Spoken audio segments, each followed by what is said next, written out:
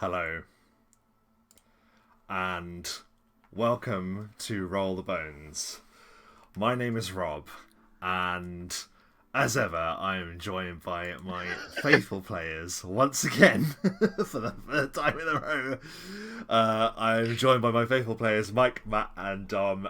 We've been experiencing some technical issues. I'm just going to say that right at top. So if this is a shorter session, if something goes wrong, I do apologise, but that's just the way it is. I will begin the session in the way that I always do, and I will ask the immortal question: what happened previously on Knights of the Apocalypse?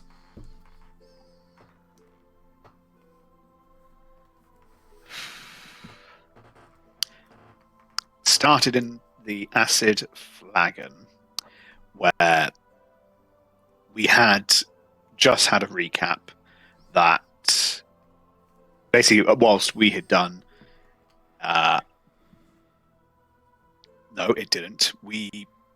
Previous recap said what kind of Salaster and Ansel did, and then they did a bit of shopping on everyone's behalf. We all did some shopping. We sold bits. Silaster cashed in on his assassination and met up with the wraiths of Avon. Avonith? Avonith? Yes, Avonith. The wraiths of Avonith. Thank you. Posed him a new one, which was to make the mage to the who serves Ectus, the Turnblade. That's right, Actus the Turnblade, who is the leader of the Elves of Serador. Yes. So his mage, Idran, is to be not just assassinated, but to be made disappeared. Just completely removed. So there's that. Ansel had a few moments with the mirror, I believe, and reflections. Yes. And the whole knave thing whispering. But then, more importantly, we got a little bit more info about Bogram. Bogram. Boggers. Happy Boggs. Bogs. Pappy Bogs. Oh, Pappy Bogs. I like that. Very good. Yeah. Yeah. Bogram was happily hanging out with the fam. Had a few days with his family at home and got a visit from old man Ollum, who is a very creepy old soul, who was a bit of a mentor to Bogram in a few ways. A mentor to him in his professional capacity as a mortician and funeral director, but also it would seem sparked his not necessarily sparked his initial interest, but allowed him to delve a little deeper into the necromantic arts. Was the person that acquainted him with the book that allowed him to learn his first few tricks and do his initial reading. And there was a conversation with Olam that happened that basically came down to Olam a little suspiciously, maybe? Not sure. A little suspiciously pointing him in the direction of the graveyard, saying there's been some strange occurrences there. The graveyard that is run by the gravedigger, Dedrick Diggum. Dead Rick. Because our DM's funny. Because our DM loves a pun. I mean, it's you know, that's his job. People were named after their jobs back in the day. What can I say? Absolutely. Well, Lottie Cobbler. absolutely. Okay. Lottie Cobbler, you know. yes. Bogram Graves. There it is. He deals with graves, and probably in his family, they used to clean toilets at some point. I don't know. It's very likely. But yes, Dedrick Diggum related to Will Diggum, the Will guy who's, Diggum. moving in. Will Diggum. So yeah, The strangers all met up again and The acid flagon, yes. the acid flagon, and discussed what was going to be going on. We discussed a few things that we need to do, research and whatnot. Silaster has been recruited to train Werner. Yeah, just teach him a few tricks. Basically, Fine. Obsidian's Let's try trying to to get back into his son's good books a little bit by, being the cool dad, but isn't really very good in a physical fight himself, and doesn't really want to teach his son to summon a skeleton to do it for him. So instead, has asked Silaster to teach his son a few moves. Also, Obsidian got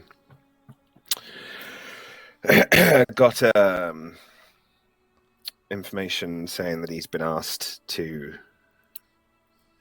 go to the palace. Is that right? Go to the Castle Valdinor. Yeah, you received Castle Valdinor, a correspondence, and that's where the session wrapped up, and that's we'll go from there. But effectively, yes. that happened at the end. Sorry, I thought that happened in the acid flagon. I'm getting my timings confused. In between, they went to the graveyard, and they decided that because it was nearly night time, that was probably the best bet. So, discovered that the graveyard was a sort of haven for. I completely forgot. You almost died with a shovel. Oh yeah, that was it. Obsidian, back in his obsidian garb, was incapacitated by a fucking ghoul, by a low-level undead that he can summon himself. Bullshit, some bullshit right there. And a skeleton. And a skeleton that he can summon himself. And a tried to coup de grace me twice. Twice I was coup de grace, and it failed because I'm tough. It was so close. It was a full-on save or die twice. It was a moment where I was definitely poised, thinking, "Oh God, like what am I going to do?" I found myself asking that question a few times that session. Actually, am I being fair by having creatures hold back? That's always the big question, isn't it? But no, he went. I mean, and they tried did. to cut your head They off went with a for the spade. coup de grace. Yeah. I don't think that's unfair. I think, and they're not. It's not like they're massively high-level creatures with save or die mechanics. It just came down to that because Dem's the rules. that's what it was. Circumstantial.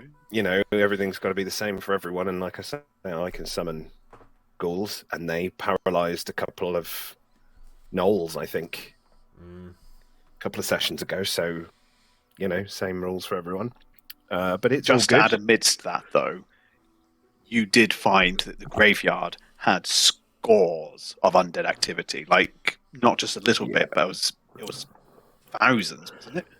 I mean, it would seem every grave, almost like virtually every grave, every body that's buried there has some sort of potential necromantic power that could raise them at any time. What that means, though, I don't really know. I think there's some form of necromantic power behind it that we haven't discovered.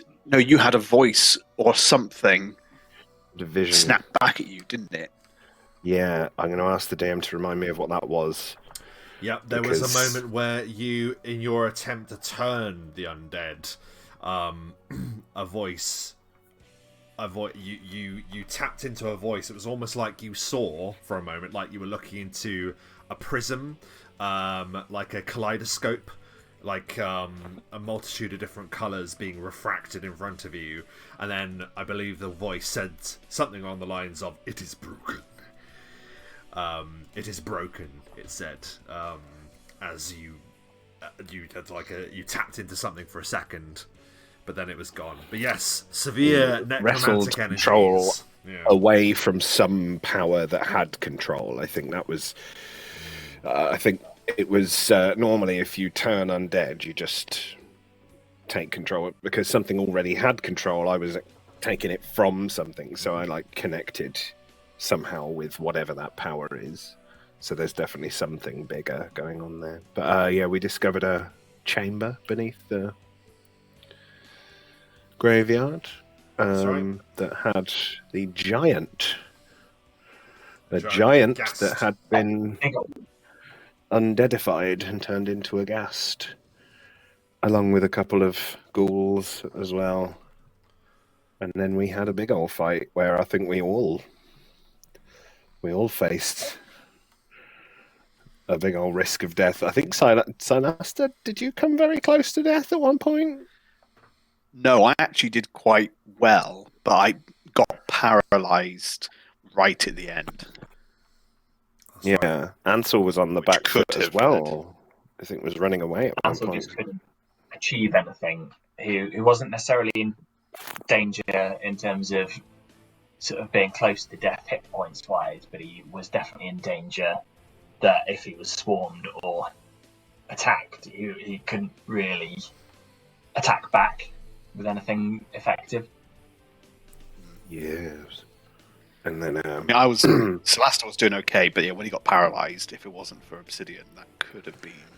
yeah, I feel like Obsidian had Painful. some nice moments with the necromancy in there, holding them, and then summoning one of our DM's favorite spells because it's one that in a previous life when our DM was playing as a character loved the black tentacles.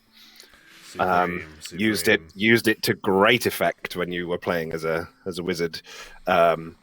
I did that in tribute, and the old black tentacles came up and immobilized and ripped apart a bunch of ghouls. The last strike came at the hands, or rather the jaws, of an undead wyvern as well, which displayed Obsidian's Yes. mastery of the undead has reached new limits. But it was at the end of this battle, after Obsidian, you mused about potentially taking this crypt and turning it into a place of secret activity for yourself, which we will address at some point, I'm sure. The Necro Cave. The Necro Cave. We've got the Yeah, Necro Wagon. what a now great it's gonna be idea. The Necro Cave. Great idea. You You then rename yourself Necroman. Necroman, yes. One more thing. This was another cave with a source of power with a giant that Ansel pointed out. Yes. We obviously don't know about the Cyclops, but this is another situation where there is unusual artifact. And I can't remember what the item was that we pulled out. Yeah, this time it was a medallion of effectively protect thoughts. It's a medallion that gives you Yeah, bonuses to that's it, saves yeah. against divination being scryed on. But yeah, these two totems, Ansel noted rather cleverly, are powered by a magical item that sort of like takes the power of a magical item and uses it to project some kind of magical effect across an area with a totem. So yeah. Big time.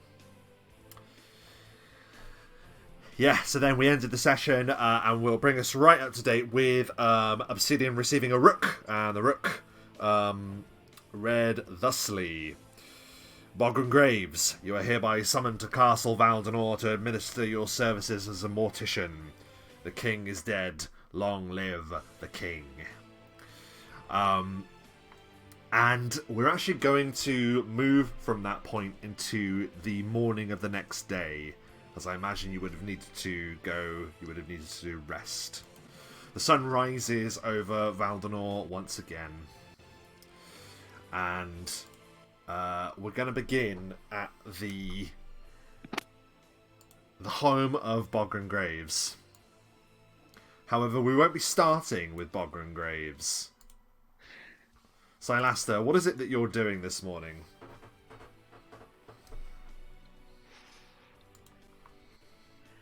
I think Get the shit out of a child.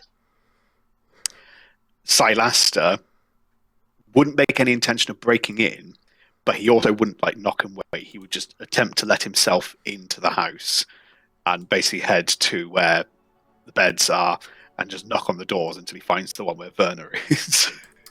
There is actually, I have actually done an upstairs of the this place, but we won't go there yet. We'll just theatre of the mind it. Yeah, you You move through the house. Dawn. In fact, actually, I said the sun is beginning to rise. This is probably like right before the sunrise, I imagine, like before the break of dawn. Silastra, you note that there is a room with a small bed in the corner where Werner, son of Bogran Graves, sleeps soundly.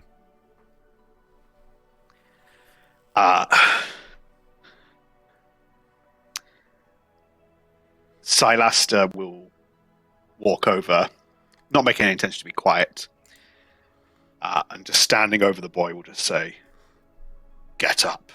Ah! He awakes with a start, and his eyes like fixed on yours, like he finds himself like almost clawing himself up the wall, as he like leaps from whatever dream he was having into the reality of this stranger in his room that he's met once, I suppose. But You remember me? yeah. Good, that'll save some time. Shoes on. We're outside now. What time is it? He says, like rubbing his eyes. Shoes on. Like he stumbles out of bed, like, and he's like, "Oh my god!" Pulls on like some boots, throws on like a shirt, and like squinting, like stands before you. What do you want? Where's Dad? Your father has asked me to show you some techniques, some moves. So you will follow me now. He is so perplexed and so confused that the usual stubbornness, teenage stubbornness, goes out the window for a moment and is overtaken by something far stronger. Curiosity.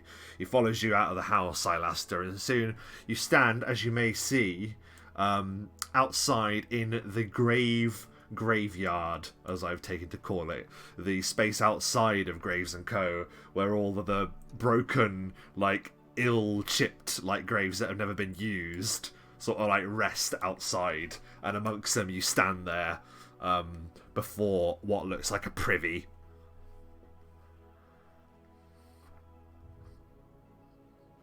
God, it's freezing! Like, he's, like, rubbing his, like, arms in the early autumn morning. Rub your chest. Your arms will look after themselves. Nice. Good reference. I love it. Now, hit me. What? You heard me. Hit me. He'll like sort of squint and then he'll make an attack roll. 22. Don't tell me he rolled it. It's a natural 20.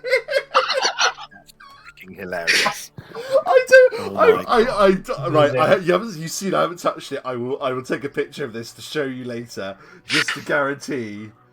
He comes out of nowhere I and absolutely just. believe you, Rob, because your reaction is just priceless.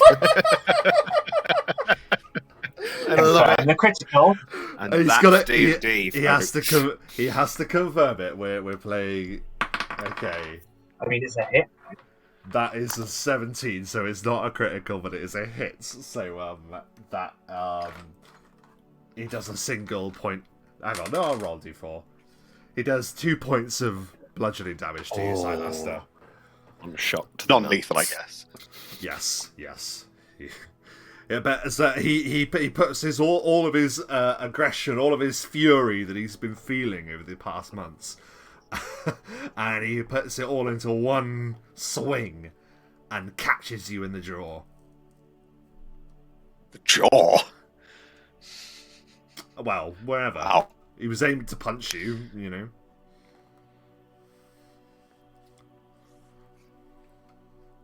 Very good.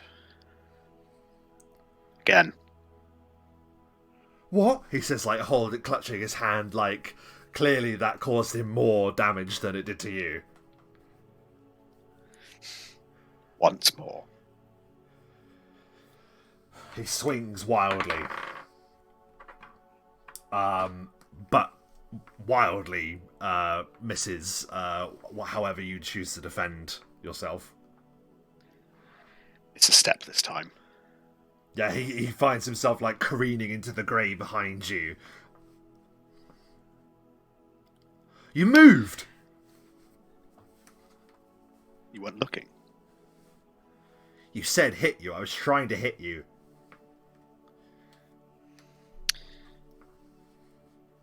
I gauge what you could do.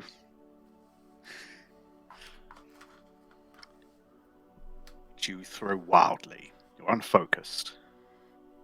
Let me show you something. Your strength is not what you throw at them, but what they throw at you. Run at me. Run and charge at me. I'm tired. Do I have to? Silaster's going to do a non-lethal hit. Make an attack.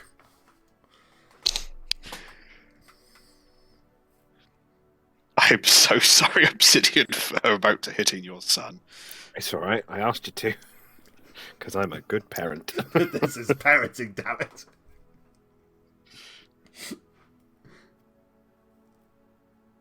It's rolling. Oh, okay, bloody hell. Ladies and gentlemen, rolled 20. No, it's It can't seem to do the one thing that's in its title today. That's worrying. that is worrying. Let's see if I Maybe can. just use an actual dice if it's not too.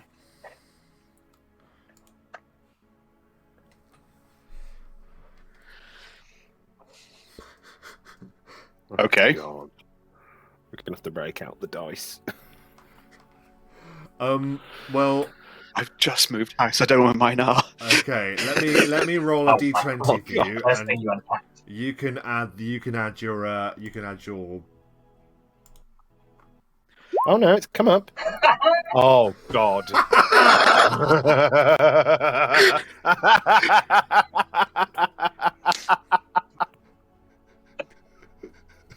Thanks, Rock20. Thanks. This has been a shit show. This is a shit show. Yes. Right. Bear with me here. I'm just going to ignore this roll. No. I'm just... Okay. Oh, sorry. No. Okay, that was It's quicker. still only a 2. Fucking hell. Okay. Okay, that, though, it's 15. But... Okay, yeah, so, you just hit him, but with no damage behind it whatsoever. Like, you don't hit him in the way that you meant to either, like, because that, you know.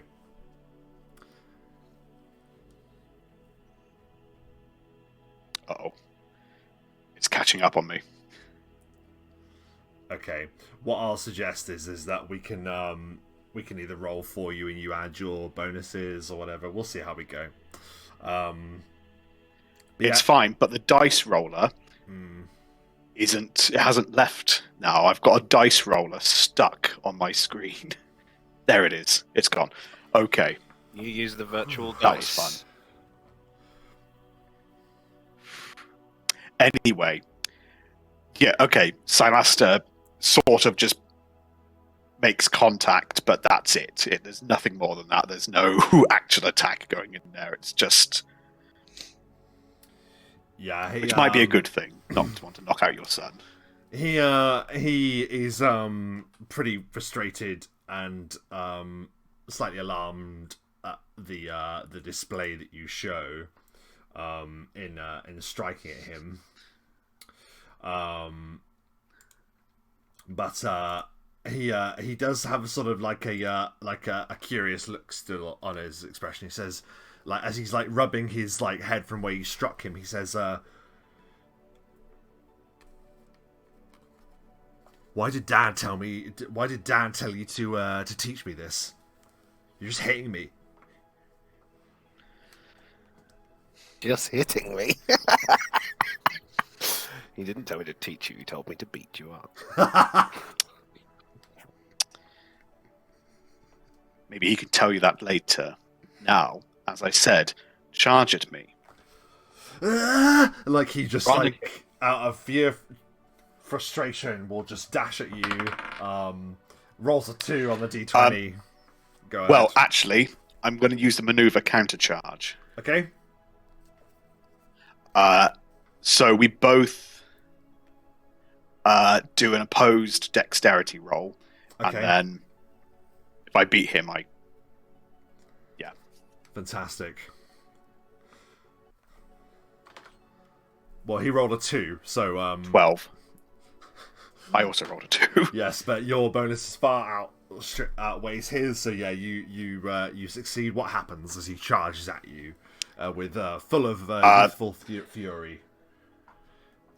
I step aside, but as I do, I push him in the back, and I would just like to point out where I push him. He charges at me to here. I push him into this grave. Oh no! Oh no! He tumbles into the grave with a cry. Can you roll a d6 for me, please, Silaster? 3. Like he just lands hard at the bottom of the grave, and like the wind is like totally knocked out of him. Gasping for breath, he's staring up at the sky, orange as the sun rises, and he sees like your silhouette above him. Like he's like coughing, desperately trying to get his breath back. I can show you how to do that. How to read your opponent. He sort of like looks around in the grave that he's in, and then he looks up at you, and will smile. The rest of the morning will be the lesson with him, and at some point, I think a little later in the morning, Obsidian will show up at the door. Bogram will show up at the door and just lean on the doorway with a cup of coffee. yeah, maybe Just watch. What does Obsidian see as he emerges like an hour later, Silaster? How has the lesson developed in this time, and what have you been doing?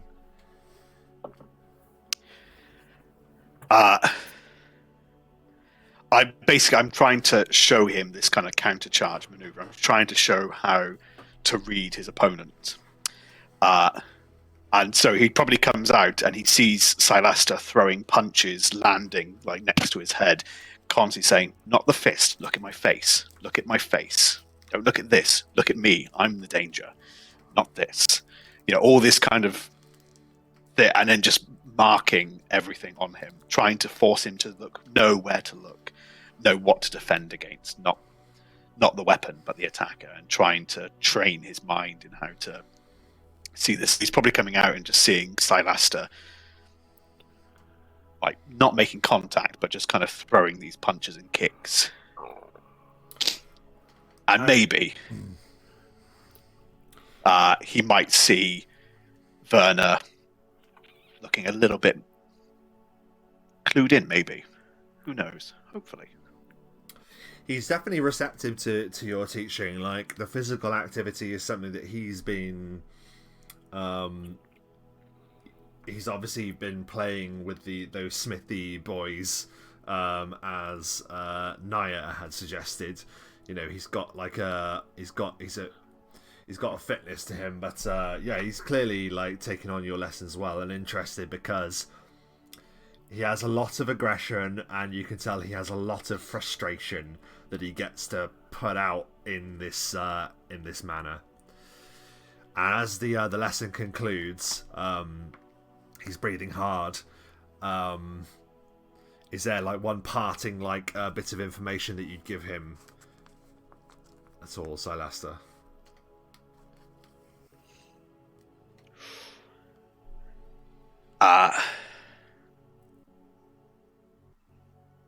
To work on for next time, maybe. Yeah. watch the movements. The person is the danger, not the fist, not the weapon. It's the person in front of you.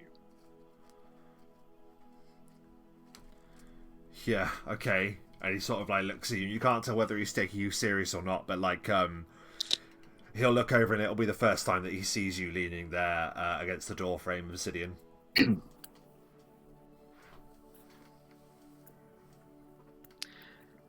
Silaster will then just lean forward and say to him, "I'll be back." Oh my god, you creepy motherfucker. Did you say I'll be back? What did I I missed that. Yeah, I've not said when. He just said, "I'll be back." Oh, very good. So the lesson will always be a surprise. Very good. He'll sort of like fix you with a stare and then walk back to the house.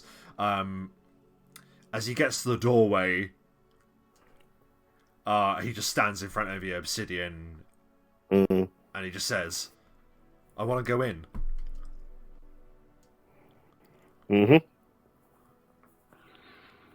Learn anything good? He just shrugs. Okay. Well, we'll find out. We'll find out a little later. Go and have your breakfast. He like kicks mud and like walks past you inside without another word. Fair enough. Obsidian will just, Bogram will just have a nod. So Lester, say thanks. Silaster will walk over. He is angry, unfocused.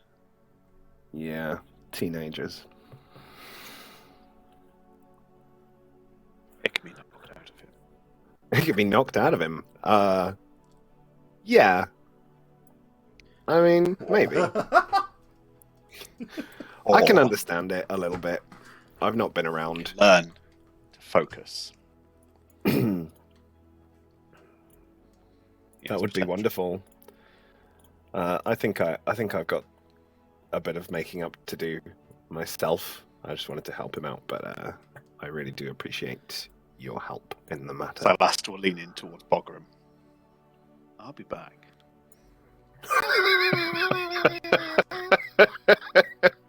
Bogram's got to know Silaster a little better, and so kind of does chuckle a little bit at that and just like, you creepy. There's breakfast inside if you want some.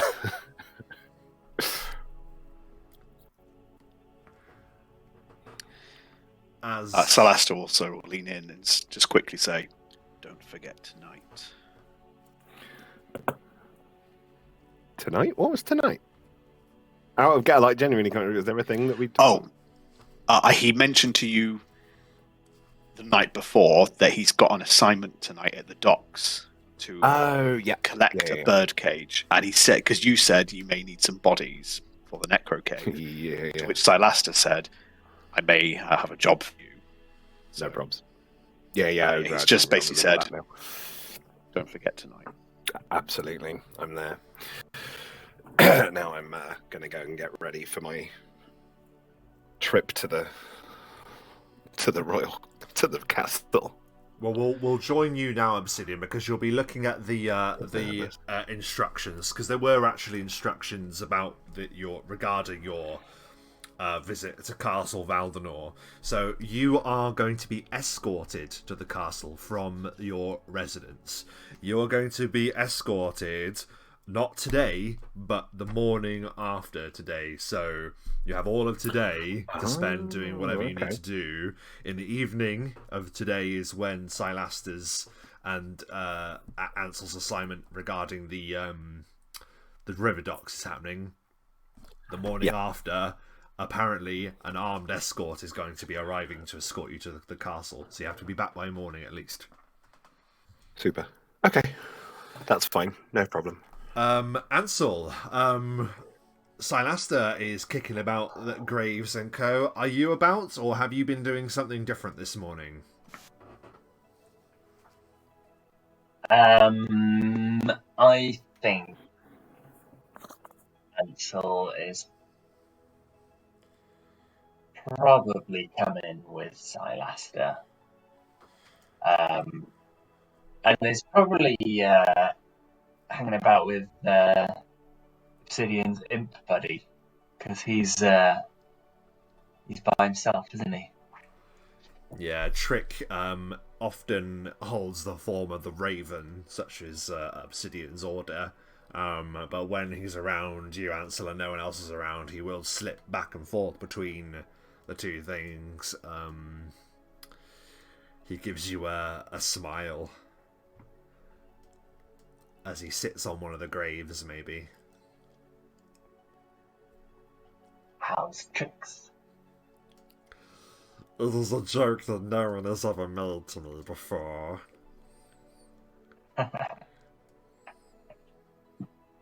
Best ones are told over and over. Yes. There is much that I do not understand about the group that my master has decided to involve himself with. You are the biggest mystery, I must say. Me? I'd have thought a creature such as you would find me remarkably boring in comparison. I find you very interesting. There is a aura about you that I find radiant. Radiant. You know how to compliment a person, don't you? As a infernal entity, we have to make good first impressions, shall we say? Yes, I know about first impressions.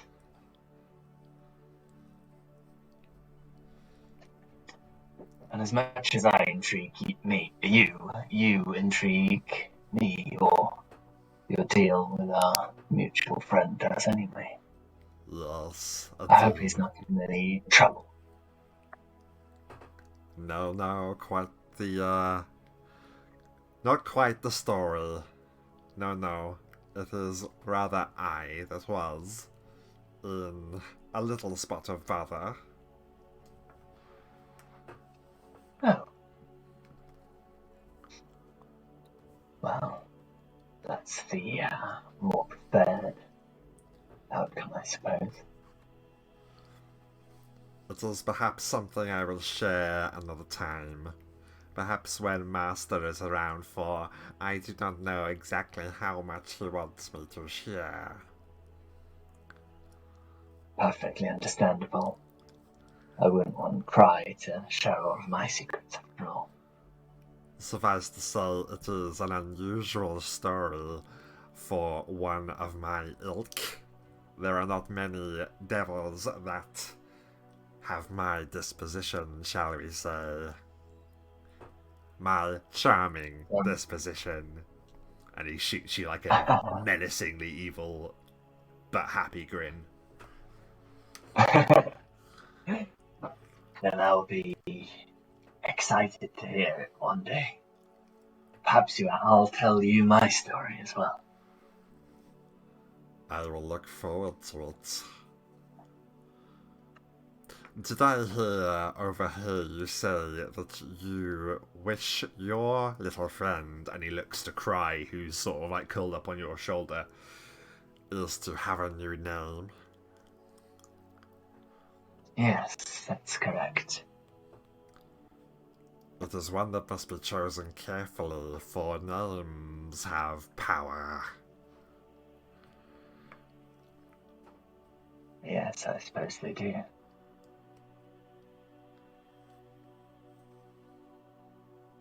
I think you could be correct. I know some infernal words, but I do not think that they will suit you, he says to Cry. And Cry sort of just like stares at the creature with his jet black eyes for a long moment. and doesn't say anything.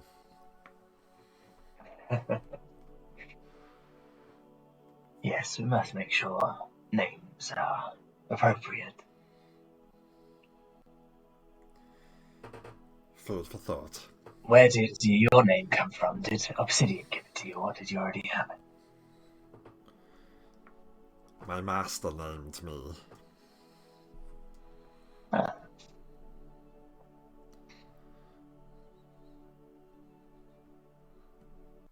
At least I think you Well- did, right, Matt? Did you name Trick?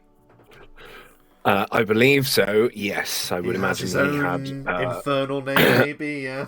He definitely would have had an infernal name given to him by his previous master, Yes. certainly. But Trick was his material plane name.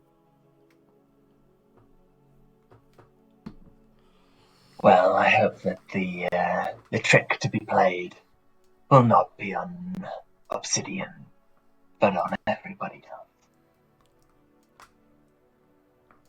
It's the best thing about a very good trick. You never see them coming.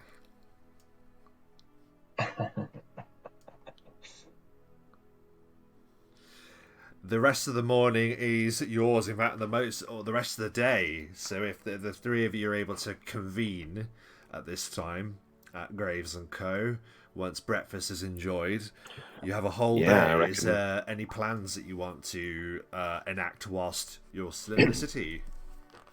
We probably meet up for breakfast, right? Like we sit and have a bite together to discuss what the plan is for the day. Yeah. Is there certainly. anything that we need to do if we have the day? Obviously, we have business this evening, but during the day, we did have research that we needed to do, right? If there's any of that, we could go and have a look in the library. I would like to look at the library. We did have quite a bit of research. Yes.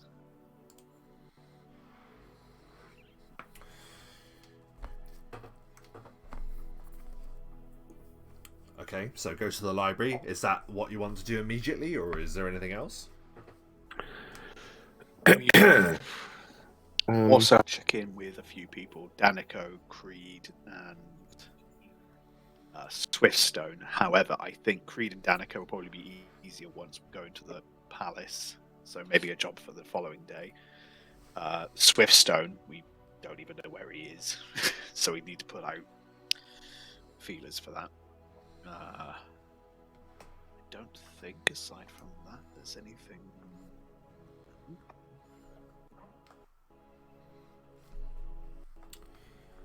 Not that I can think of. Nothing openly spoken in the Bogram household, I would imagine. Okay. In that case, then, we will move our vision through the city. While it is an autumn day, the weather is crisp and bright. A blue sky greets you as you now leave the house, and you begin making your way through the bustling streets of Valdinor. There is still a restless energy coming from the people that are still uncertain about the future of the city that they live in. This huge upheaval of the monarch passing away is still the story on everyone's lips, and it doesn't take any role for you to overhear much of those stories. Some people saying that they were glad that he reigned for so long. Others less happy about royal proceedings, probably mutterings of good riddance. And welcome back to Roll the Bones after some significant technical issues. Sadly, we are now running this game simply by recording it.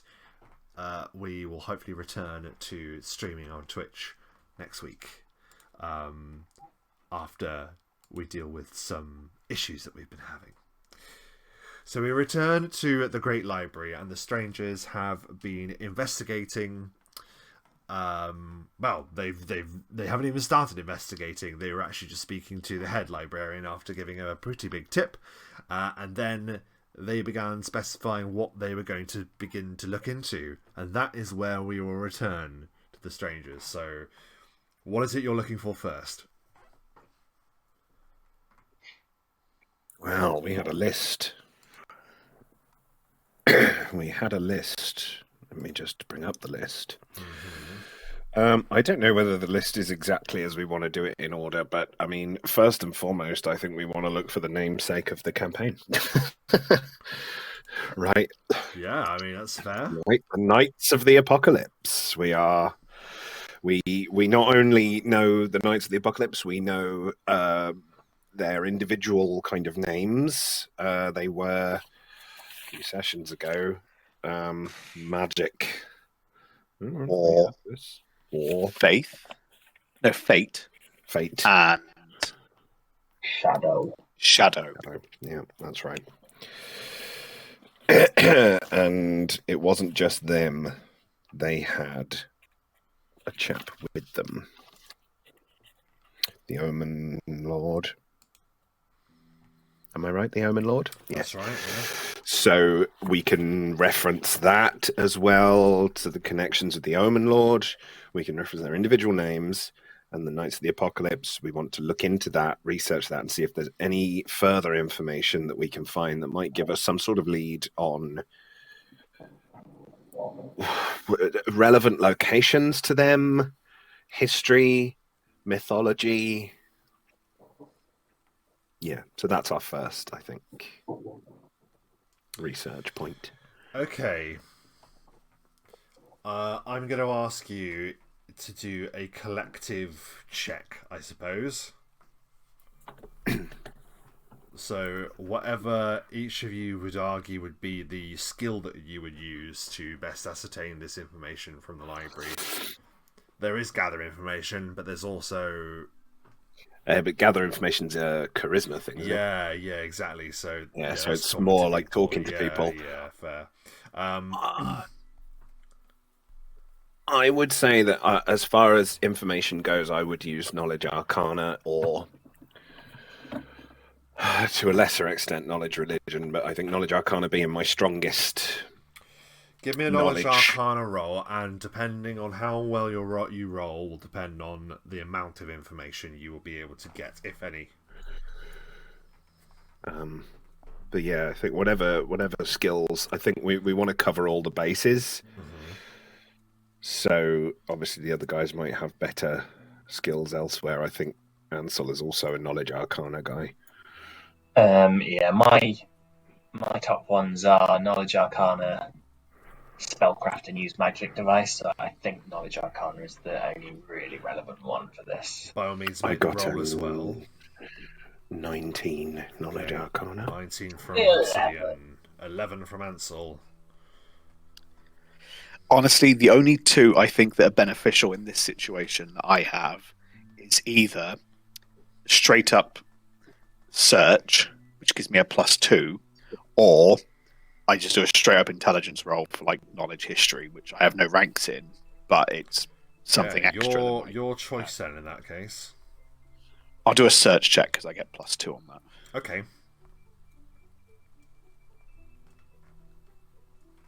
13. So you begin by looking through. It's tricky to know where to start, to be honest. But as Knowledge Arcana is the strength behind this particular collection of rolls, you find yourselves wandering into eclectic histories of the arcane and the like, and there is talk in the past of many apocalyptic events that have risen and have been prevented for the most part. But the Knights of the Apocalypse themselves aren't really mentioned exactly from that search. You hear about civil wars that have raged in the history of Main Realm. You've learned there's plenty of civil wars that happened in the Second Era. There's myths way back in the First Era, a time of gods and dragons, powers of law and chaos clashing over and over.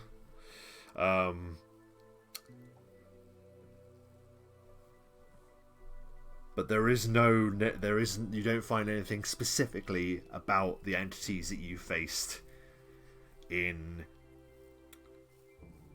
the Valley of the Prophets.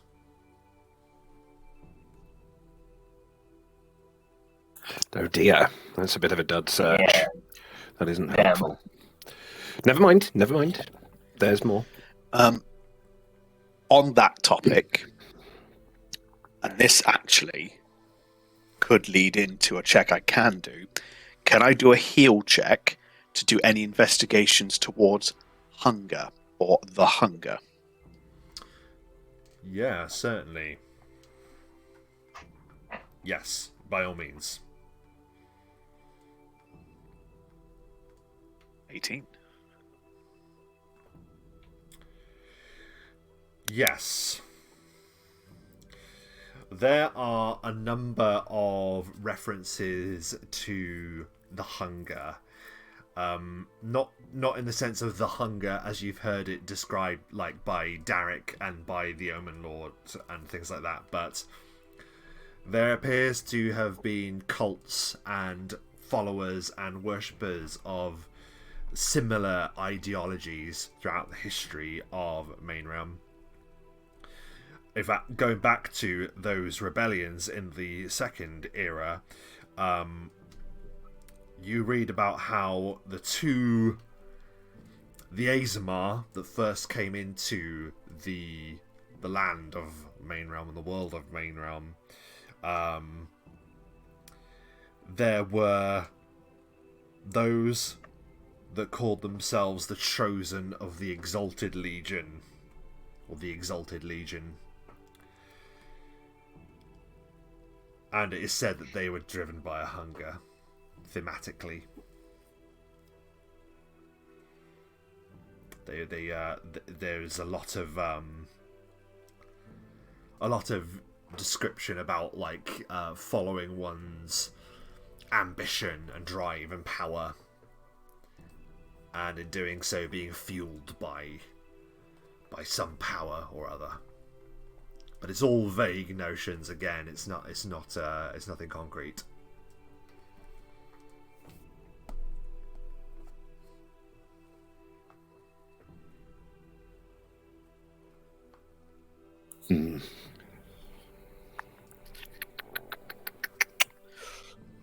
Anything about the hollow descent? Yeah, so you can do another check regarding that. That is going to be... Let's see. I know I'm asking you to do checks even though you're in a place of knowledge, but it's about whether you'd know where to go. That's or how to do the research correctly. That's what I'm really trying to get at here. So with the Hollow Descent then, what area are you looking for in particular? I think unless it's based in knowledge, arcana, or religion, it would just be a straight intelligence roll for me because I don't have anything else. I'd be looking geography-esque, but if you could argue, I could just do a straight-up search check because that's better than my knowledge geography. My search is the same, so I could do the same thing. So you're right. It would be a geography thing. So yeah, by all means, do a search check in that case, and each of you can do so if you wish. Nope. I rolled a 1. I rolled a 1. I find a very interesting book on necromancy, and I get lost briefly in it. Wait, I rolled a 1. Yeah, you got 14. Oh, we rolled at the same time. I got a 14. My last rolled a 1. I found a book about assassinations. Well done.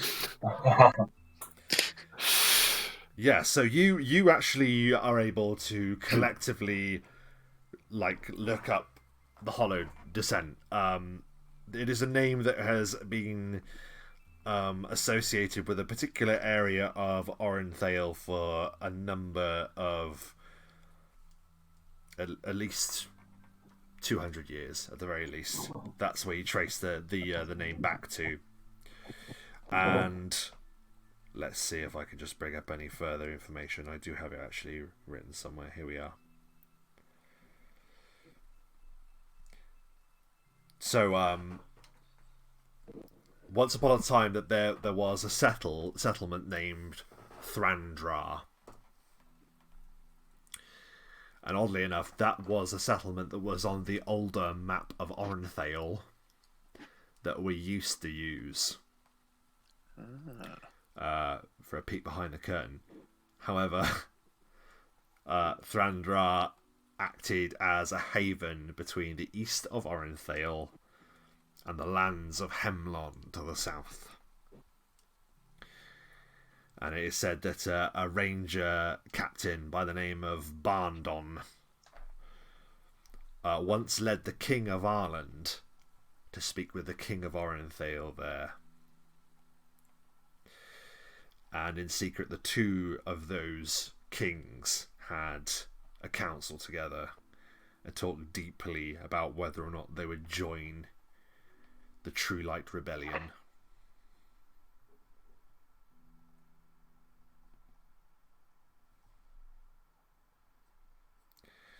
It was not long after this that the name The Hollow Descent became a thing. Or it was known as the Hollow Descent, and all the rest of your knowledge points to that it is an ancient path once walked by the forces of darkness. And it is said that deep in the darkness of this place, 5 chambers lie in wait for any who would dare descend there.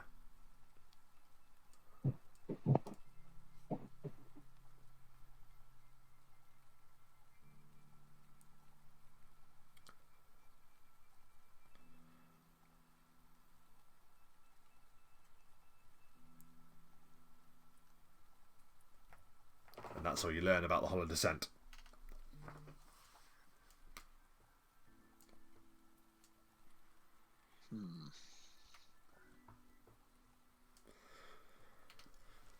Is there anything else that you'll look up? I believe you made a list at one point. We did. Well, yeah. So we've got the 4 points and the Horizon Walkers and Derek Redhaven is on that list. I don't know whether we're going to find much about Derek Redhaven.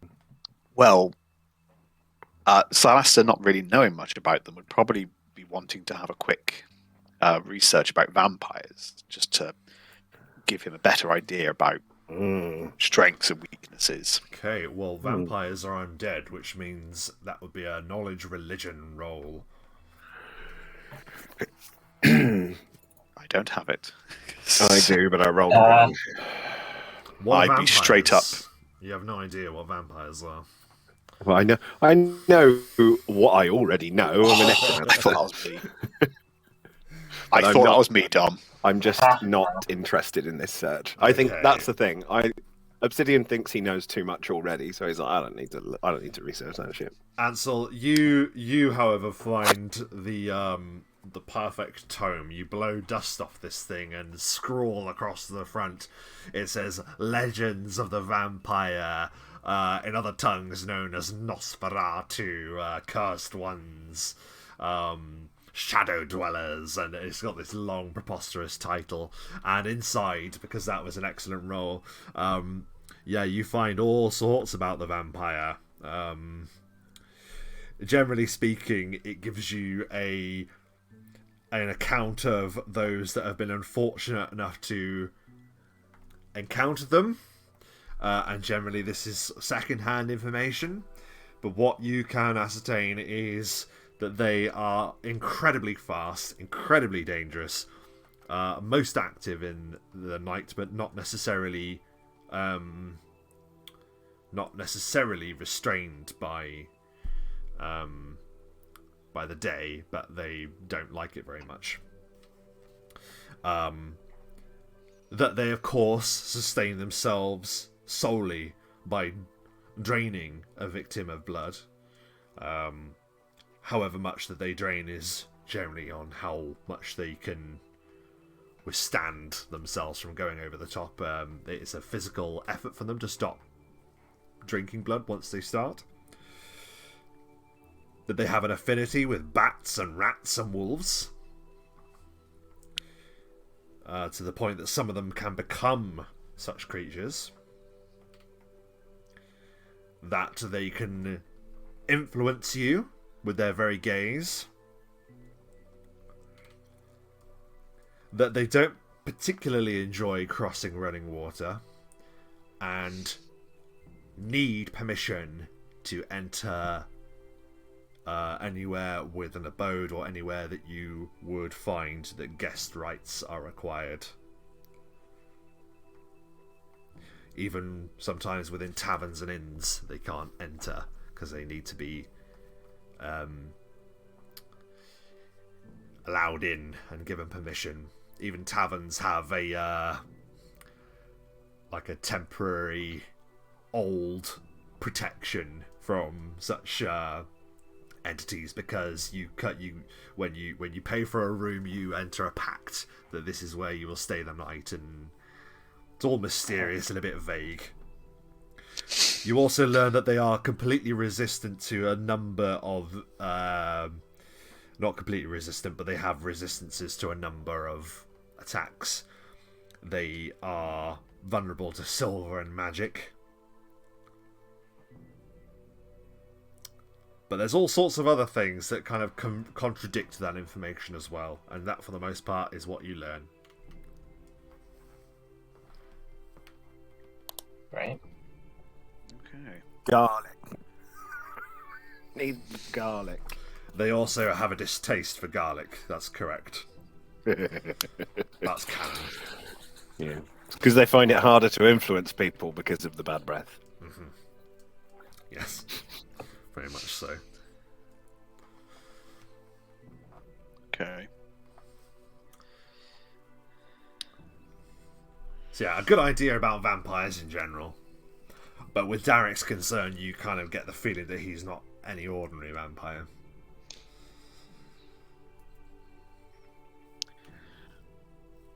I suppose then the 4 points. Yes. Yeah, so again, that will either be knowledge... That's going to be knowledge the planes, please.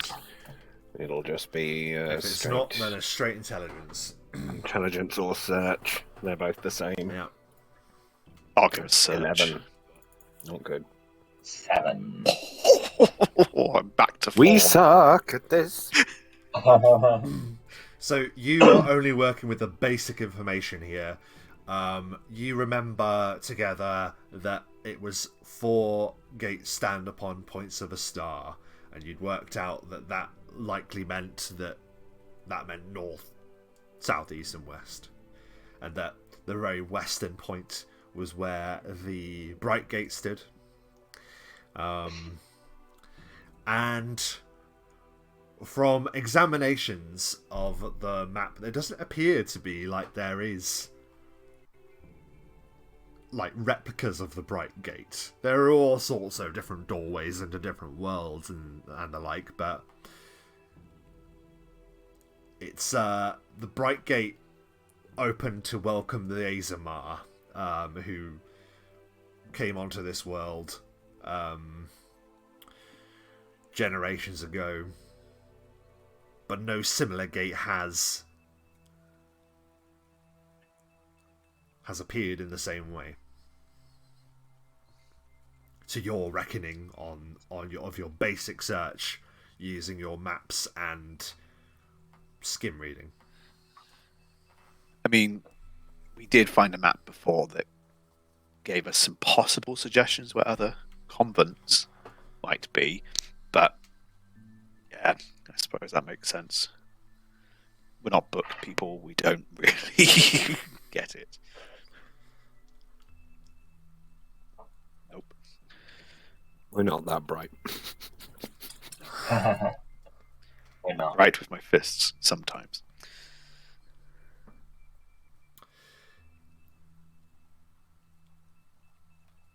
Is there anything else you can think of? The last thing on the list was the Horizon Walkers. If there's any further information we could get about the Horizon Walkers might be of note. History, survival, nature, or planes? It's just basic then. So 14, straight intelligence and search. 3. 7. That doesn't really tell you any more than you already knew, that the Horizon Walkers were rangers that had honed their craft of wandering the wilds, that soon they began wandering between worlds, finding places that only such wanderers could find. They would see gaps that would lead to other places, doorways into different worlds. The Horizon Walkers are briefly mentioned in the Tales of the Realm, but it's almost as if they're a number of... it's almost like the information skirts around the topic in a number of ways. Okay. Another topic. Mm-hmm. This might be like urban myths, local legends, but I want to see if there's any talk about Drania in Snarewood. And then the other one being Gower, father of Gow. Good idea, yeah. So those two. I'd almost forgotten Gower. Okay, so we'll go with Drania first then. So Drania, again, would be history, nature, or survival. Do I have anything in survival? Yeah. I'm doing survival. Ooh, better. 21. Wow, good. 21 as well. Wow.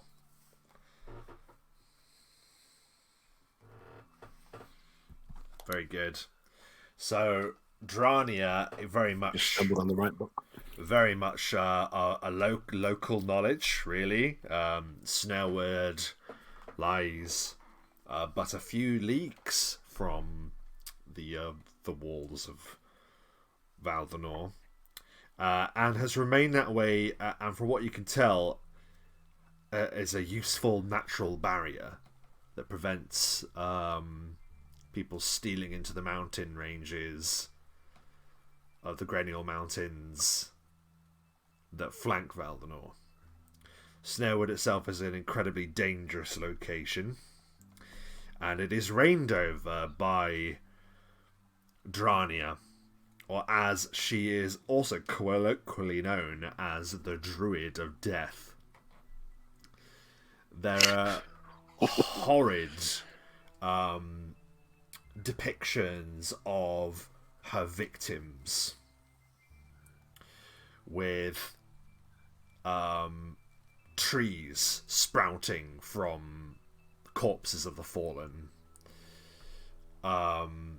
animals constructed of bones and roots are said to have torn through companies that have attempted to tread in the wild places of Snarewood.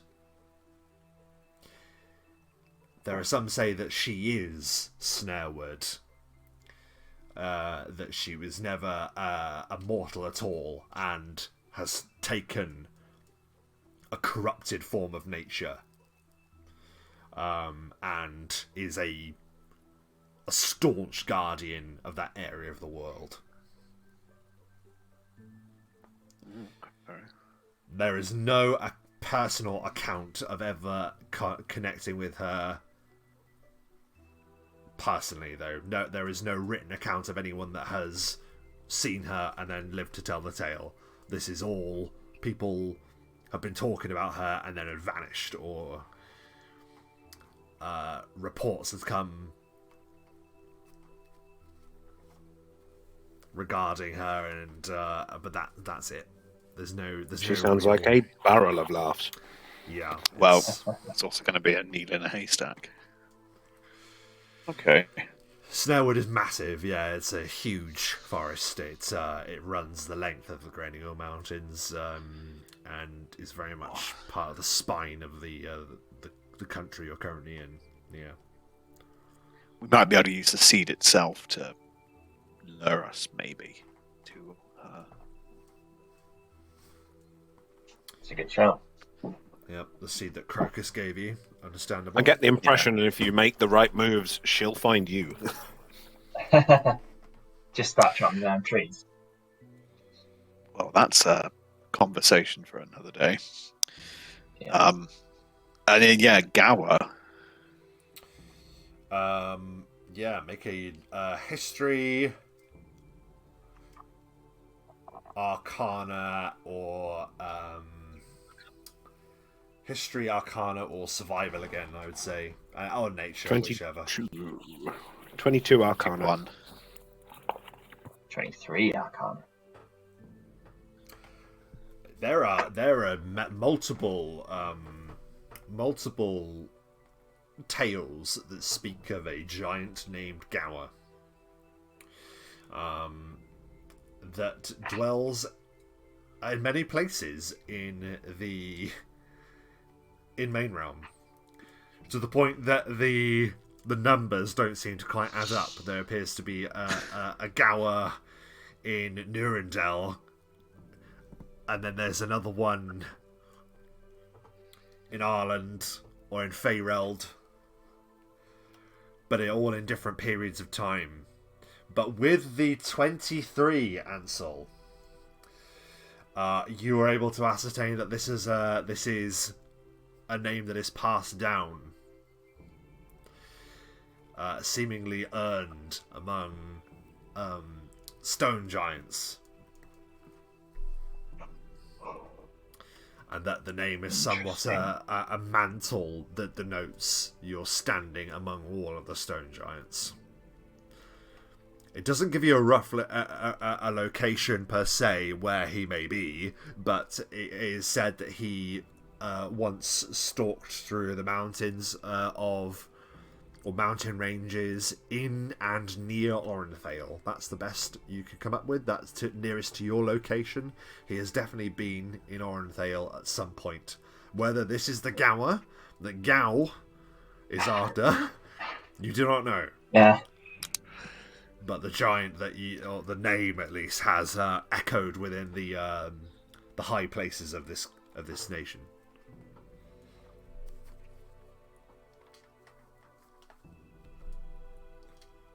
Anything else anybody wants to look up while we're...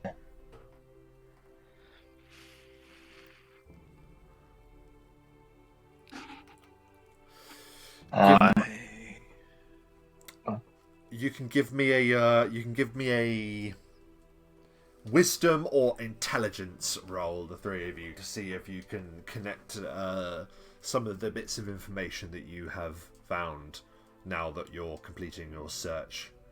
4 on intelligence. Wisdom 18. I actively don't want to put the clues together. Nope, I don't want to do it. So Silaster, you actually were the one that asked the question, actually, so it is, I suppose, quite fitting. You were the one that went looking for more information about the hunger itself. And there is... it seems that wherever there is mention of that, it always goes back to the Azamar.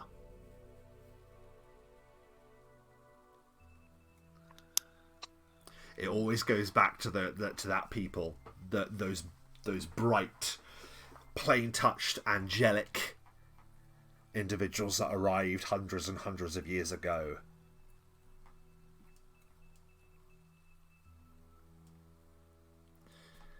And the Exalted Legion that was mentioned previously. We didn't really look up specifically the Azamar, did we? We could, we could do a quick search there. Yeah, by all means. Just any extra information on the Azamar, if that's the connection you've made. Knowledge of the planes, or straight intelligence at this point for them. 19. 18. 3. Wow, okay. Yeah, the Azamar. Well, obviously, I'm sure at least a few of you are already quite aware of the Azamar, but just as a recap. Also known as the Plain Touch, the Azamar are said to have been blessed or touched in some way by angelic forces, and we're not talking in a biblical sense. We're talking in the D&D lore. There are a number of entities that are known as angels, and they come in very different shapes and forms and sizes, but descended from them as if influenced in a bloodline or for a moment of grace blessed upon them. That power and that resonance remained within these folk to the point that they became a people unto themselves, and they are the Azamar, the Plain Touched.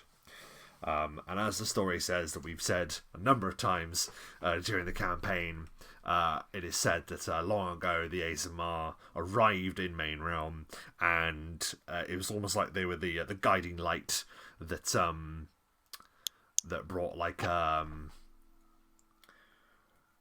dynasty, which went on to be called the Bright Dynasty, to the realm. I wonder if they have if they have a remnant, like a presence still, the ones that came, like if they have descendants still in the land that might have information on the Bright Gate and how it works, because they only people we know of that have used it So successfully. if you were to read on, it is a fairly open book in that regard. What happened was, for a very long story short, sometime in the Second Era, the Bright Dynasty, there was a civil war between two factions among them, and it was between the True Light, who was a figure who rebelled against the Exalted Legion. And it was effectively True Light and the free peoples of Main Realm, so the dwarves, the elves, and humanity, against Xalax, as he was known. And after a full-on civil war that tore apart the Second Era, they were eventually defeated. And after that, then they became the Bright Dynasty once that had occurred. Which then went on to become the Empire. But after that time, it is said that the Azamar have had a influence in the rebuilding of the capital known as Brightspire, which is now the capital of Eldarion, where once the Imperial was, a great floating city that the Empire had. Don't pull that face, Michael. The Empire had a great floating... Yeah, you hang your head in shame. The Empire had a great floating city there that one day, after a disastrous, fateful battle, came crashing down. The details of which are only known to a few of what occurred there. But since that time, it's sort of to answer the rise of the Dominion. There has been a call among the free kingdoms of Main Realm to unite together against the common threat, and that has been spearheaded by the Exalted Council that now reside in Brightspire, and it is said that they are the sole remnants of the Azamar. Their leader being one known as the Paragon.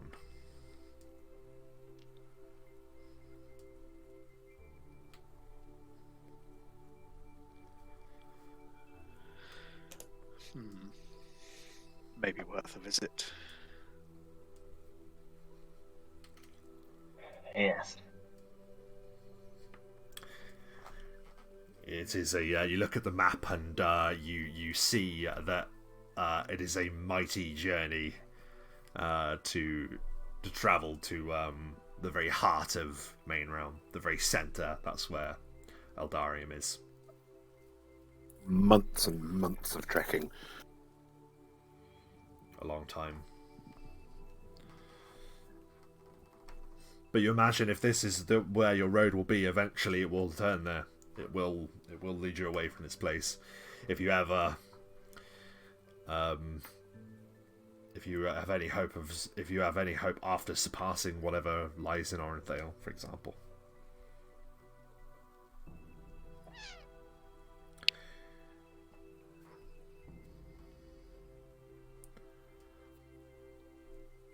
Well, I should imagine this has taken us a big chunk of the day. Big time. Researching and reading. Basically, most of the day, you've had to go away and come back with food, which you were told off for bringing back into the library. But yeah, you're poring over these books. You're reading over endless battles that occurred in the Second Era, and are deep in the lore of the Azamar at this point. Wondering what is the missing link between them and the apocalyptic force that now approaches the world. Semi-related. I would like to look up in sort of myths and old tales and things like that. The sickle moon. That's all I would like to look up. Give me a knowledge arcana roll, please.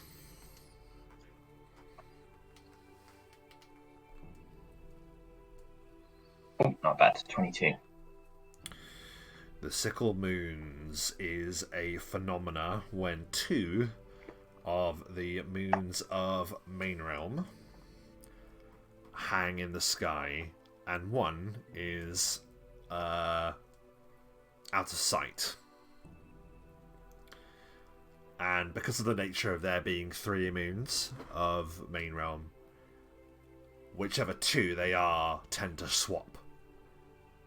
So it's any time that there's only two of them that can be seen in the night sky, that is when it's known as the sickle moon. And the reason being is because they both look crescent, they both look bladed. It's almost like as they hang in the night sky, they appear to reflect each other like that.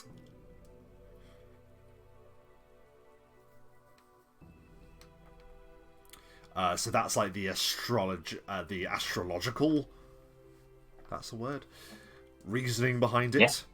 But there are a number of tales around this, and it says that a number of curses have been caused by the astral event that happens twice a month, in the middle of the month and at the end of the month, around the 15th and around the 30th or the 31st, depending on what month it is.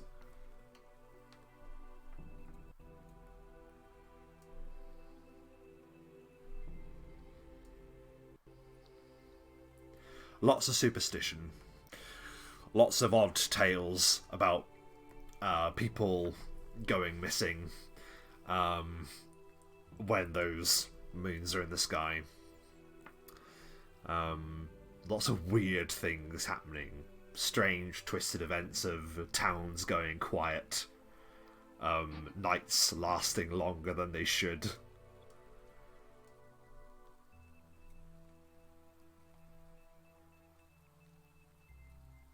So that's like the vague sense that you get from that. Cool.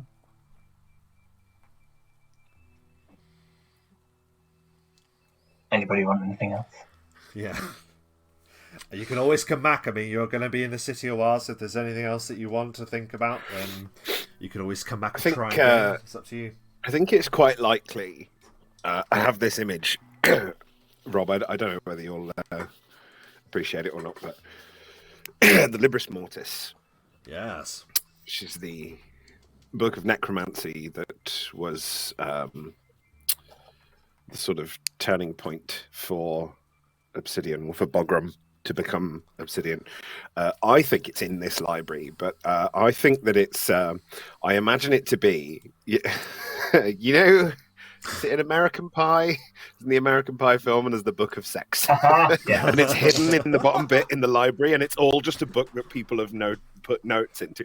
I imagine it to be like that. It's in the library, but it's like hidden underneath one of the stacks, and it was just a tome, but now it's just been filled with people's like research, people's own little experiences with necromancy. So I'm gonna.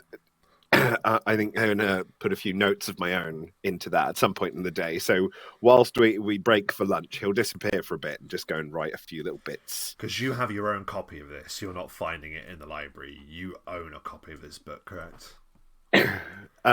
No, well, I think it all came from the one, because I think it's probably really hard to come by. Most copies, there probably was copies of this, but like they've been destroyed because of people's view on necromancy in this world. So this one is probably the only one for miles around. Well, so I the think reason, just comes the back reason to I this one. say is because last session, you probably don't remember, it was an offhanded line, but Olam had mentioned that it was he that first pressed the book Libris Mortis into your hands. So if it's this copy from the library, then that works as well. Yeah, I think like he probably was the one that showed me he was passing on the information that he'd been given of where this book was.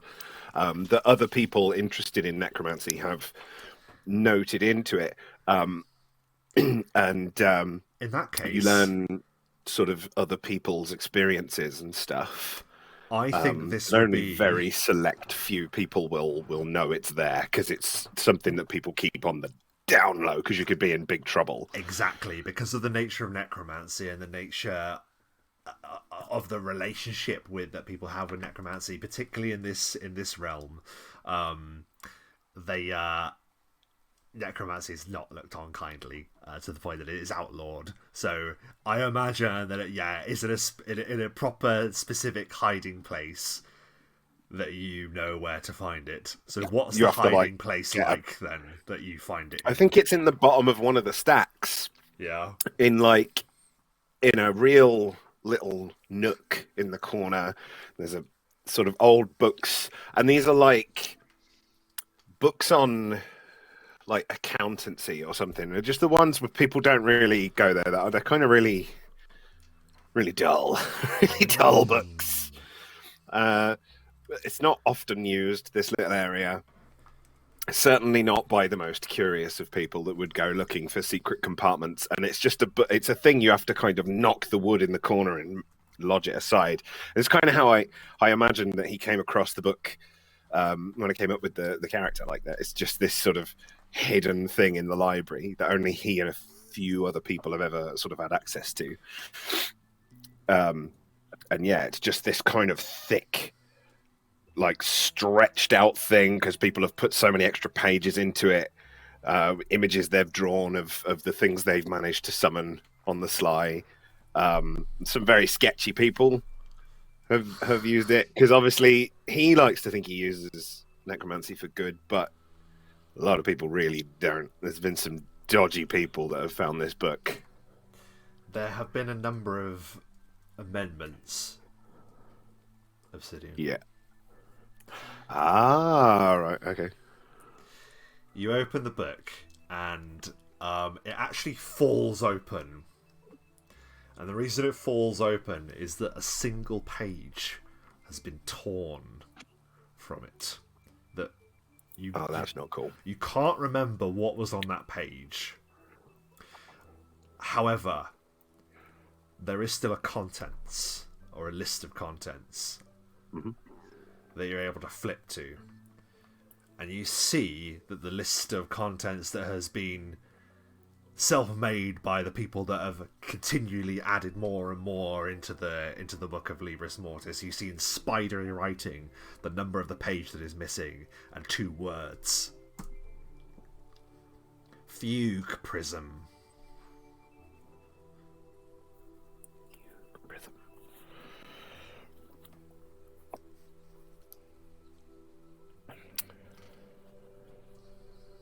Okay.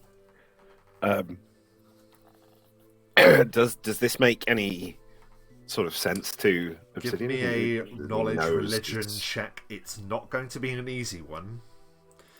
Ooh, So- well, I probably won't. Then. Knowledge religion isn't great, but it's a 10.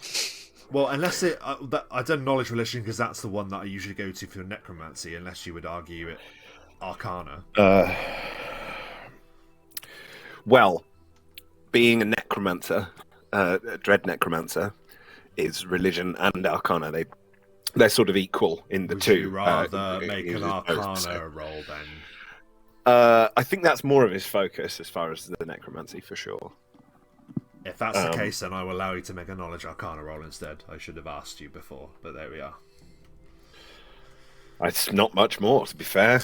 Nah, It's a better stat, but it's still not great.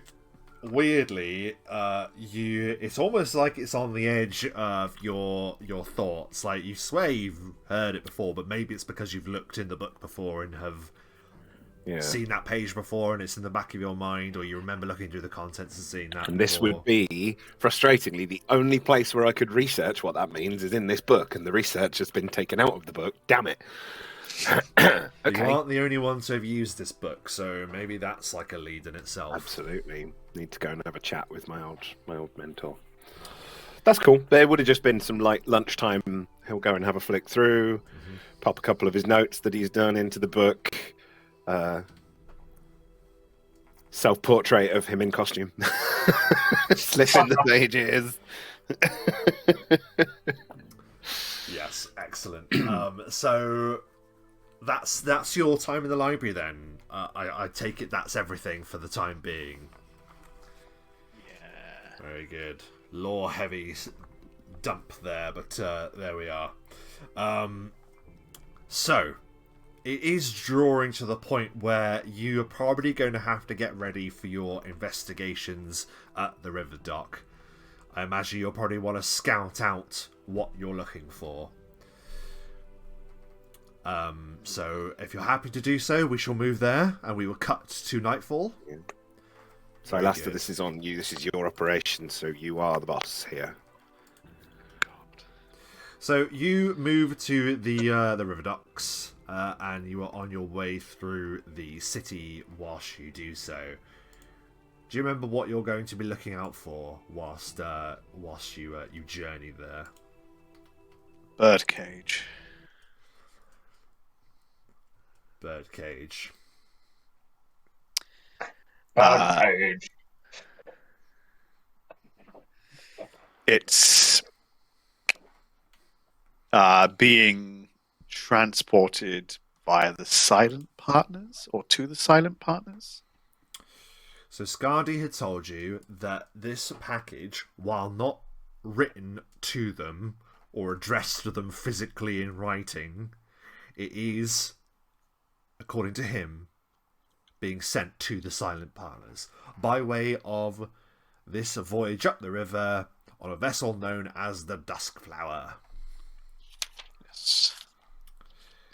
Would you like to do a search check as you begin to make... Well, the river docks aren't as vast as, say, the harbour at Bright Harbour. It's still a good portion of where Valdinor gets its trade from. It delivers a lot of trade down the Dulcia, which is the river that rests next to Valdinor. Do a search check to see if you can locate anything about the where this vessel might be at all. 12.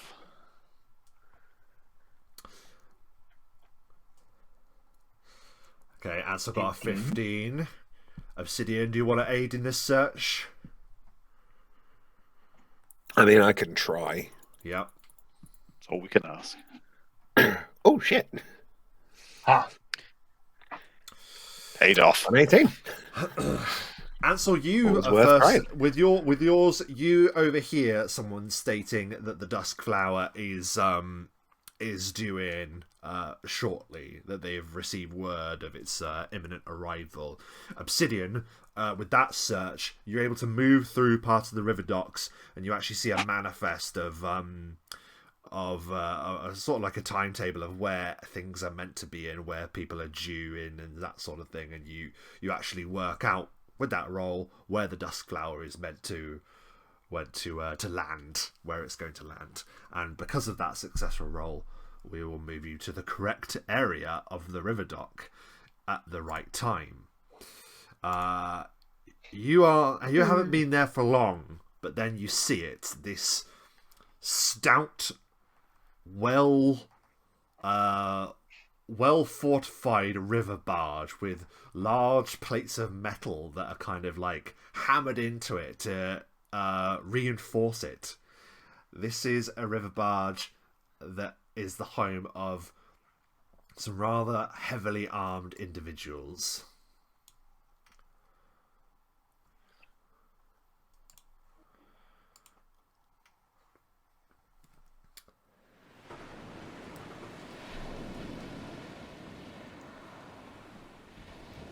It's busy. It's always quite I busy can here. only see white. I was hoping it'd be a bit quieter at night time. It's quite busy still. It is quite busy. Bugger. Yeah. Well, that's okay. Well, Like I I say, tell you no, what. what's the plan? I can't. I can only see white, like a grid. Okay. Can everyone Oh, else can you see not- it? Ah, there we go. It's loaded. Okay. It's sweet Yeah. time. So you are, I don't know if you can see yourselves, but you're here.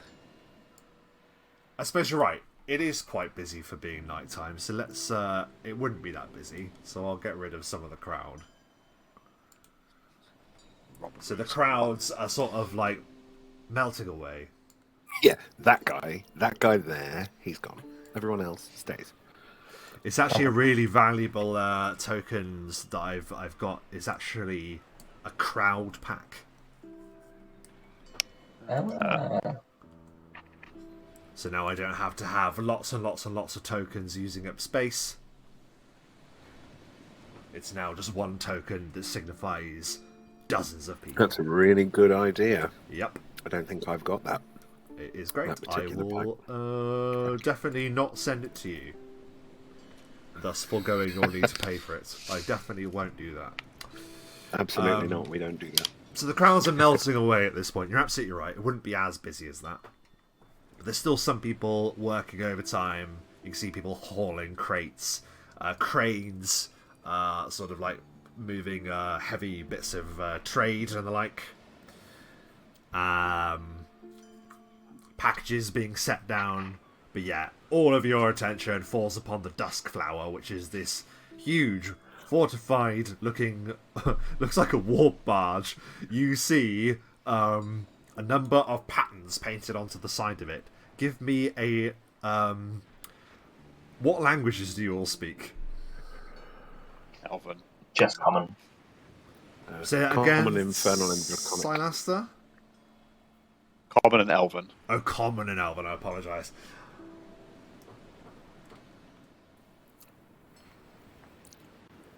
No one speaks. So could you say what yours were again, Obsidian and Ansel, because you all said it at the same time. Common, infernal, and draconic. Okay, and Ansel? Common.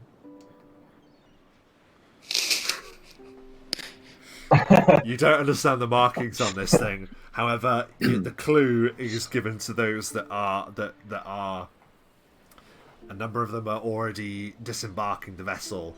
You see the unmistakable towering sight of orcs. Gotta love an orc. Well, I mean, looking on the map, and I think it's raised up, so it's sort of fair that I might spot that from here. I can see what looks suspiciously like a birdcage. Yeah, back of the ship.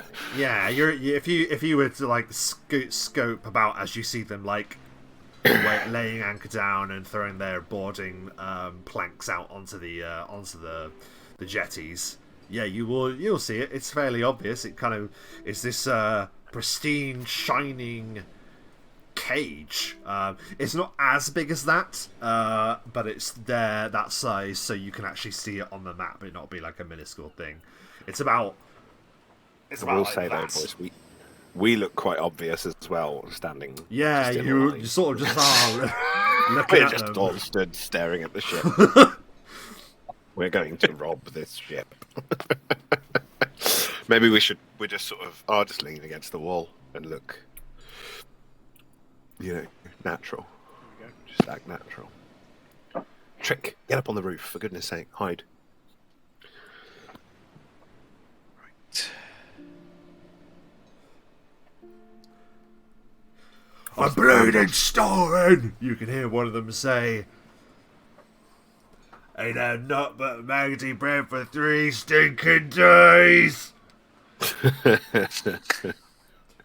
Well, along those lines, really, really angry looking orcs that are there.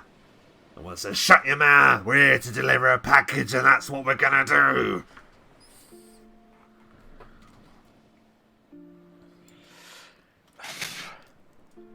I could get on board, but Are they delivering the birdcage somewhere? Is that the package, do you think they're talking about? Because if that's the case, we won't need to get on board. We just need to follow them when they bring it off. Be easier to take it when it's in transport, right? Or one of us with high diplomatic skills could pretend to be a courier and just try and get them to give it to us. Oh God. Sure. That falls in my wheelhouse a little bit, I guess. It does.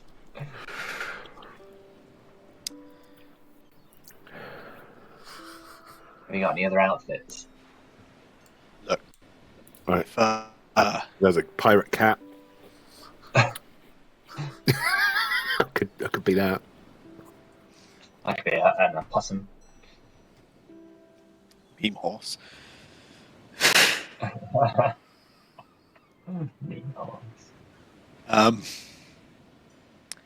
look, if we have to start a fight, no We skeletons. have to start a fight. If we had to I'm sorry, did you say no skeletons? panic, I mean, do you really want to draw that extra attention to us? It's like tying one arm behind my back. What if I said, if we have to start a fight, no punching? I'll kick instead. Okay, well, I'll get zombies instead. Look, if we have to start a fight, we need to be quick. There are still people around here. Okay, Ansel's right. Talk our way out. sure. I If could that doesn't try. work, I can just charge, get on there. I'm not sure about. I can bluff pretty well. It's going to be a bluff, which is what it is, I suppose, isn't it? Because I'm just going to be like, Yeah. but we don't have enough information to lie about. We know who it's going to. Do we? The Silent Partners. Yes. Let's say this is information that I didn't have. I wasn't there for his meeting, boys. It has come up a couple of times since. Sorry. I say this. Right. Try, and if it fails, I can get on board. Then we just need distractions so I can then get it off. Whether that be a fight or something skeletal to Sure. scare people. But just, then any noise to turn away from what I would be doing would be great. But let's try the diplomacy. Okay. So, what are you going to do? They don't appear to be making any effort to remove their cargo from the ship. They appear to be waiting for something. Yeah, this is the problem as well. What if an actual courier shows up? Oh, Then- man. How about Silastral assassinate them. I can keep an ear out whilst you're talking for anyone who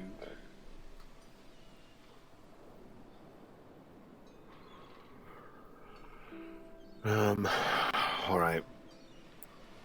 Okay. Just remaining as I am, because I don't have anything else that I can change into.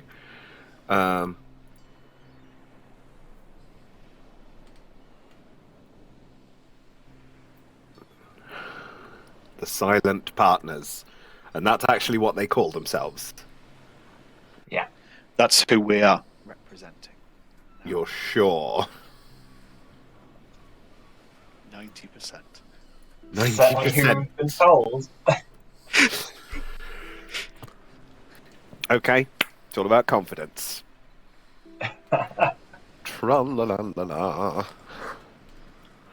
So Here we go. armed with only a few morsels of knowledge, Obsidian makes his way down the jetty, the floorboards creaking beneath your feet as you go. I will approach one of the orcs. You, sailor. The orc, turns around. Where is your captain? Oh, you're talking to me? Of course. The captain is on board. I wish to speak with him.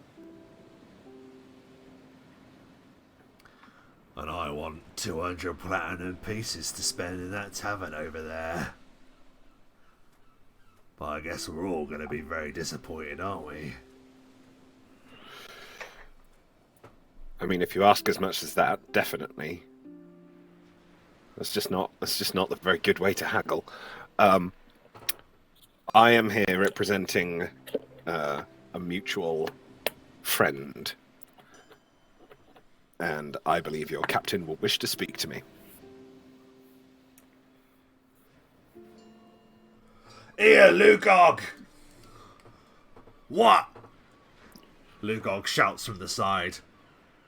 Tell the captain that he's got a visitor. Come on board, then.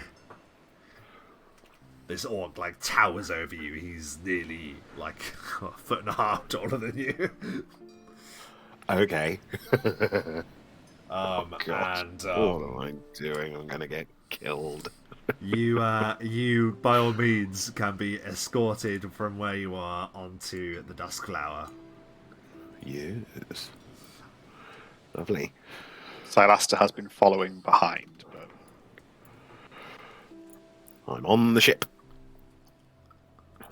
Yep, so you're escorted by the guy that was there, up. Oh, no, And, okay. With him. And where is the captain? El Capitan. There he is, he's there. Orc. That's a little bit shorter, actually. Faces you, who stands right next to the cage. And looks at you with suspicious eyes as you are marched up the stairs. As you're doing that, this orc here can't help but watch as you, Silaster, walk down this part of the jetty. Are you making it? You're not making any attempt to hide, are you? You're just walking down there. I'd stayed behind Obsidian, but I was going to make a hide check at the crates just to sort of blend in. But Okay, so I will say then, as you go with him, you can make that check to see if that works, and you evade their gaze. It's going to be quite hard considering the open nature of where you are, just on this precarious place here.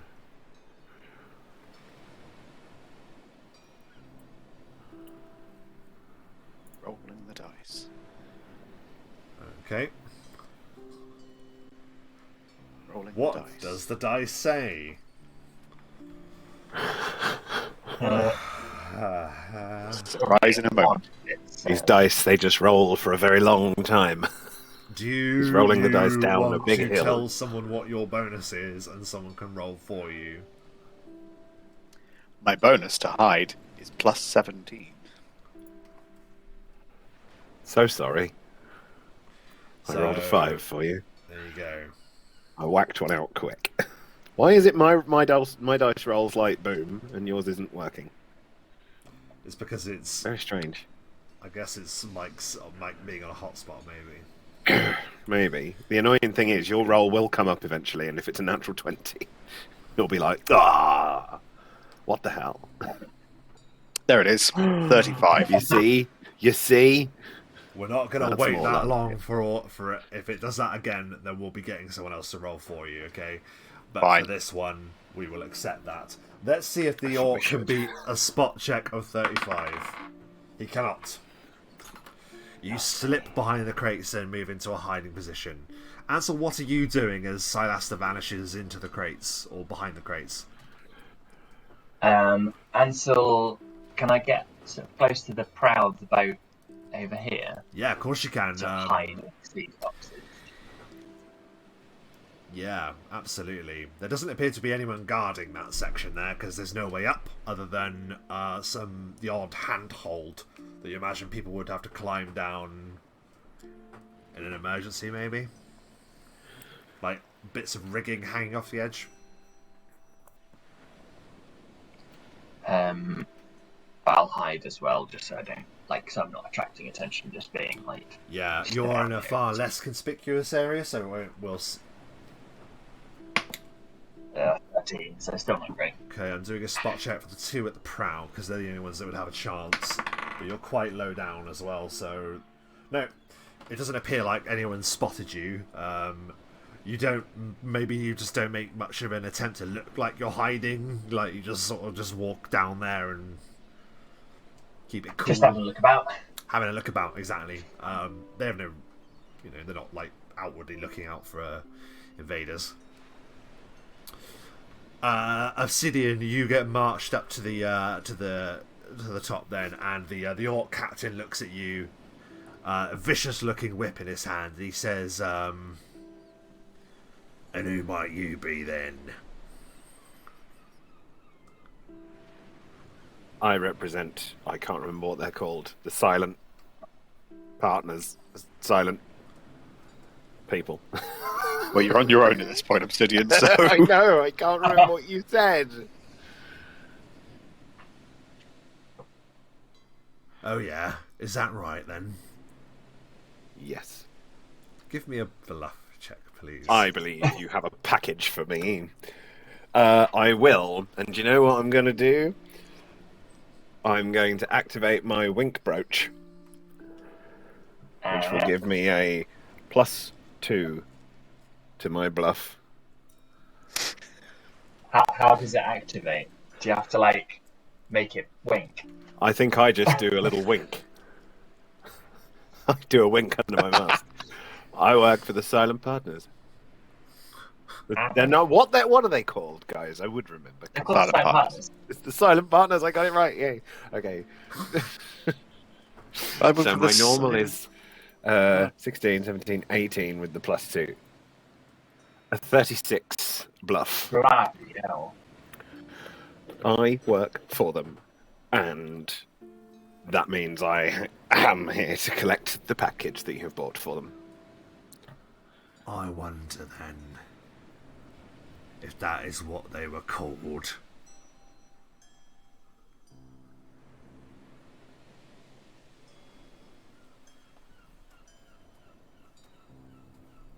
What? What? What? I said I wonder if that's what they were called. And he leans in close and he says, "The people that we butchered to take this boat from. Roll initiative."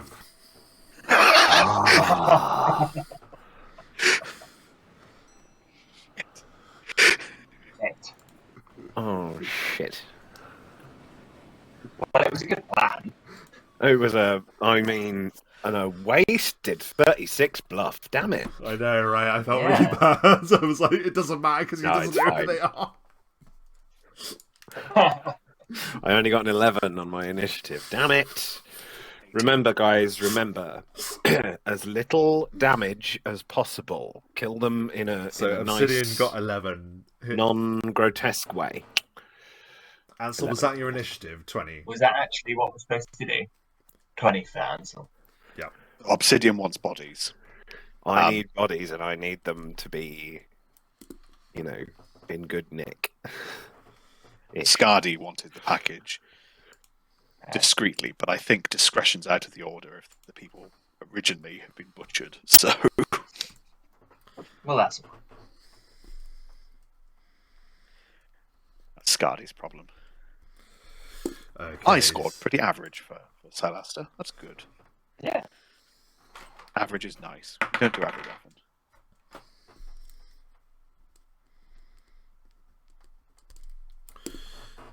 Okay.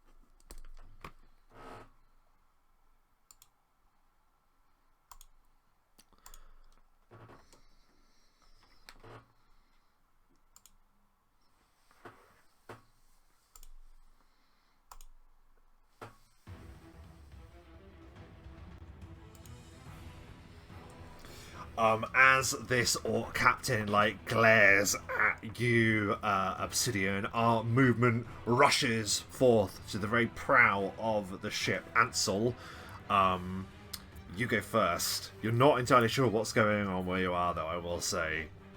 As you're right under the ship, it's hard to spot what's actually happening. So Yeah. So basically, it feels like something has gone wrong. So we're going to Plan B, which is cause a distraction, essentially, in Ansel's head, I think. Sure. That seems fair enough. Mm-hmm. So he's going to try and cause the biggest distraction he can. Can I use my ability to do a baleful utterance to cast Shatter at a point of planks on the ship to put a hole in the hull? Yes, you Is that a absolutely bit much can. for a technically level 2 spell? No, Shatter is designed to attack objects with, so certainly this ship, oddly enough, does have health. So let's look up the Shatter spell very quickly, unless you have it with you. I do. So you can target a single object regardless of composition, but it weighs up to £10 per caster level, so that's probably out the range of the whole ship, which is why I was wondering if I could target Yeah, you won't more blast specific. it, yeah, but we'll say then that you can attack, and depending on your damage, you'll begin making a 5-foot radius hole in the side of the ship. Cool. So I guess a fortitude save has a fortitude. It doesn't. You can just do straight damage to it. So whatever the damage that it would usually do, you would just do your full amount of damage. So what does it say? Per caster level 1d6. 1d6 per caster level. Yep. So 1d6 per caster level, and roll it up. 13 points of sonic damage. What is it like as you definitely blast a chunk out of the side of this ship? You don't think it would be enough to scuttle it, but it's significant. You know, it's a significant crack in the side of it.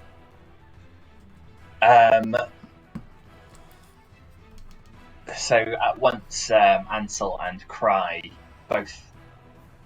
I think Ansel utters the word in the dark speech, and then again, Cry, like last time, just picks up this immense shriek that reverberates through the wooden hull in the direction of this area. There is this blast. Obsidian, you feel the ship shake from the impact of something hitting the front of it. Two of the orcs at the front, armed with heavy crossbows, suddenly look wildly over their shoulders at something that's attacking them from that direction as well. Anything else on your turn, Ansel? I think I'll tuck right under the prow. I'm not going to move there because it makes me look like I'm on the top of it, but right underneath the prow, so they have to sort of look down and under if they want to see me. I think that's going to give you, I think, at least half cover. I think that's +2 to your AC, but if you'd like to check that, so if they do have to attack you, you'll know if for the future. In that case then, with Ansel's turn tucking into the shadow of the ship, we then move to the next combatant, which is the captain, who looks over the shoulder of the big boy. He did. He did roll very well. He looks over the shoulder of the big boy here, and leans around as he will make an attack at you, Obsidian. Oh joy! A armor class, please. As I haven't acted, am I flat-footed? You are. Yes, thank you for being honest. You are flat-footed. 14 then. That is a hit. He does 3 points of slashing damage to you. I take no damage. I would like you now to make an opposed grapple, please. Or whatever it is, that because he's attempting to trip you. So actually, no, it's not. It's just strength, isn't it? Opposed strength or dex. Oh, was he doing a touch attack then? I think he just has to attack you normally with a whip, so he's attacking you, and if he gets it's a whip. Yeah. It's a whip. Yeah, of course. Well, the whip, I sustain no damage, although it gets the hit, so that still counts. But yeah, he will note that it didn't hurt me at all. However, I believe in a trip. It's just opposed strength, isn't it? It's not grapple. It's just opposed strength. So roll it up then in that case. Yeah, it is. Well, I rolled a natural 20, but with a -1, that's still only 19. So it's that's interesting because if it's a natural 20. I think it's a skill check, isn't it? I don't think it counts as an auto. I think auto is only on attacks. I think that's pretty much all your natural 20s count for. It has to be considered the number. And saves, but it's a skill check. You are successful. The whip goes around your leg, but you are just wrench away. Some unnatural strength is given to you at this point. No damage and a natural 20. I'm having an awesome moment. As long as no one else goes before me, this could work out nicely. He looks sort of horrified, as if this trick has worked a million times, or millions. Lots of people that he's butchered in the past, he's been able to trip over and cut their throats. But for you, not the case. He will snarl and duck behind his friend who he's with. Though weirdly, it looks like you're on him on one screen, which is very strange. So there you go. I did a little sidestep and stepped back so that hopefully has put me in the right place. That's worked perfectly. Yeah. So he is hiding behind his big mate. We now move to behind the boxes. He hasn't moved on mine. No, he hasn't moved at all. He was. I meant he leant around. Oh, he was. Oh, yeah, of course. He's got the whip in his hand. Right. Yeah. So the captain is this one. Correct. Yeah. Okay. Cool. No problem. With that, then we move to behind the boxes. Silaster. Have I seen this? That he's just attacked it with a whip from Give below? me a spot check. It's probably tough. He was probably going for my ankle if he was trying to trip me. Yeah, he was.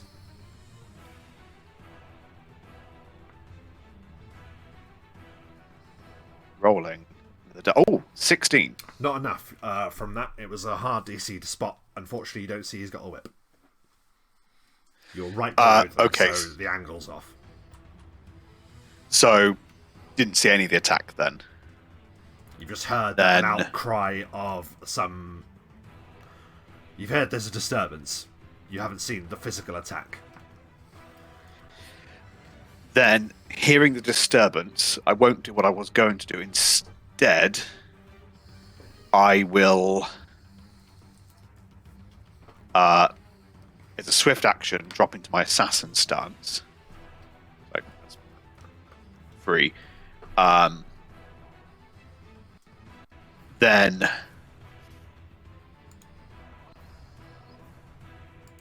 I will use my Child of Shadows to turn invisible. And as my standard action, I'm going to teleport onto the side of the boat up here. Okay. And just balance on the top up here. Are you balancing Could on the backfire, edge? but yeah, my thinking is if Ansel's done distraction, I've obviously missed it, and I'm just going to go in and try and grab the cage. Yep. So yes, I'll give you a balance check. Yeah, if you wouldn't mind giving me a balance check, that'd be great. Not a crazy one, but one that will still test you. 19. Yep, fine. You're able to balance on the edge, and you look out and you see that the cage is sat on sort of like its own pedestal next to another chest and some barrels. Cool. I am invisible at this point, but Yeah, that's fine. Anything else in your turn? no. But now I've got up here, I'm like, why the distraction? Nothing seems to have gone wrong at this point, but that's Well, it. now that you're invisible and up there, you can see that they're definitely trying to attack Obsidian. So now that you're up there, you can see what's the matter is. This orc here is going to rush 5, 10, 15, 20, 25, 30, 35, 40, 45, 50. He will double movement to land here next to you, Obsidian, but he spent his whole turn moving. Yes. This Tracked one Nice. can't get the flank on you because of his position, and he can't stand there, so he's just going to attack you with a vicious looking great axe. But as he does, Obsidian, he raises this great axe into the air and lets out a blistering cry of rage. Ah! Oh no, he's raging. He rages. No. As he rages, he then brings down the great axe against your flat-footed armor class still. 14. That is a hit. He slams a vicious great axe down upon you, and that does 17 points of slashing damage.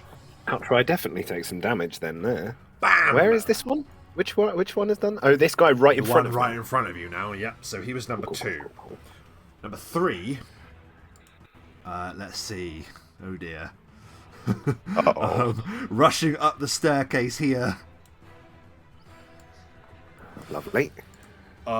He sees what is going on, and will also give a blistering cry of rage. He brings the great axe up, as he has one as well, and swipes at your flat-footed armor class,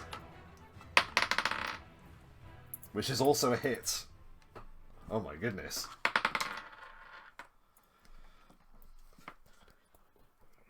For 12 points of slashing damage, Obsidian. And all of a sudden you're just being mobbed by these orcs.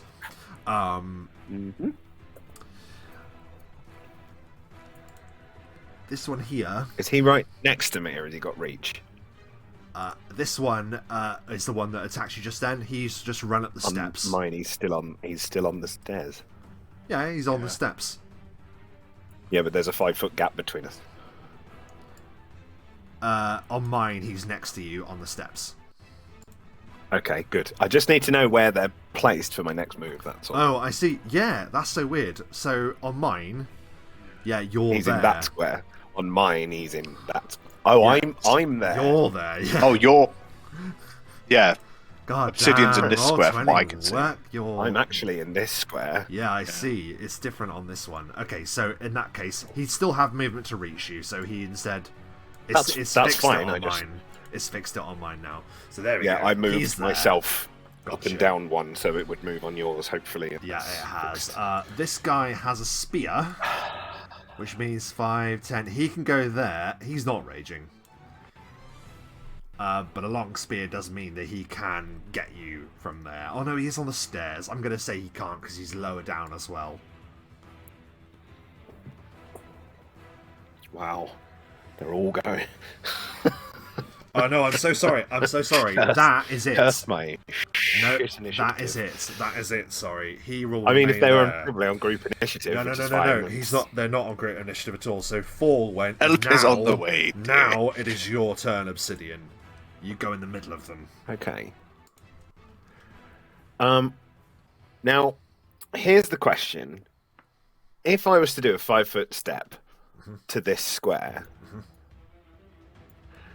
how would that work? 5-foot steps. Because it is a 5-foot step. Yeah, that's fine. But it is a 5-foot step in between them. That's fine. I don't mind So that. I'm going to do a 5-foot step. It's to the there. rules. You can do a 5-foot step and not provoke an attack of opportunity, so you can do so. 2 things are going to happen. One of them is a free action. I will immediately activate my fear aura. Okay. So as I step forward, this 5-foot step, this green sort of burning comes out of his eyes and spreads around. So everyone within a 5-foot radius, everyone within 5 feet of me, which is 1, 2, 3, and 4, all have to do a DC 19 will save. Oh, okay. Or be shaken. The Rages got a bit of a Okay. Is it a fear effect? Yeah, They get a bonus of that. it's a fear aura. The ones who are raging do anyway. Oh yes. Oh, yeah, you get a bonus, don't you, when you rage against fear? That's fine. So the ones that are raging. That's understandable. Still DC 19, First. so fingers crossed. So they're okay. But him and the captain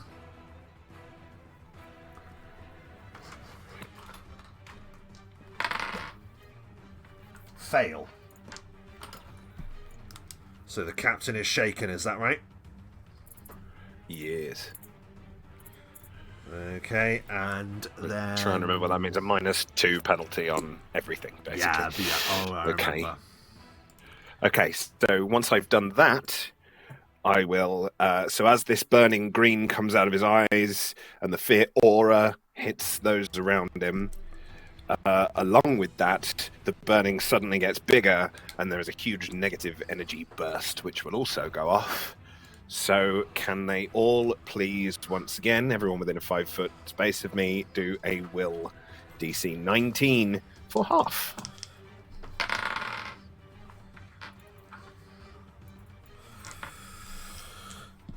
Okay. And this is not a fear effect.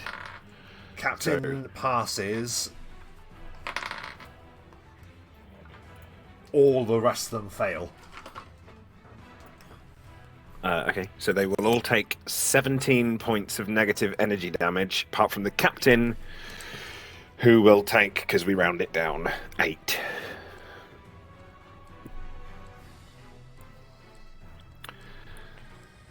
Ouch. And that is my turn, unfortunately.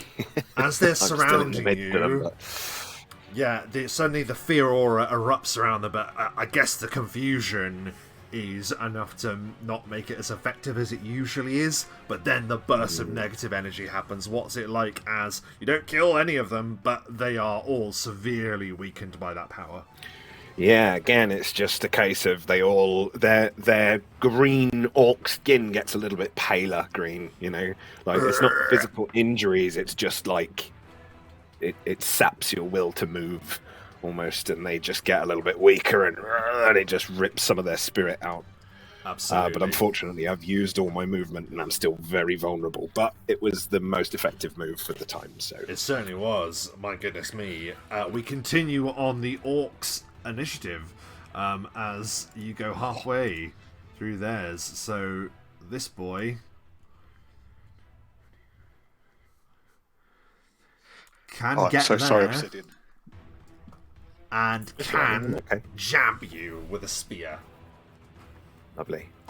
You've now moved, so your normal AC is It's now 15. 15. It's only 1 point better, but That is a hit. He jabs you Every with little this, help. with this spear, dealing 7 points of piercing damage. Okie dokes. It just jabs into your thigh. Blood begins to pool at your ankle. So I only take 3 points from that. Yep, that's fine. This one.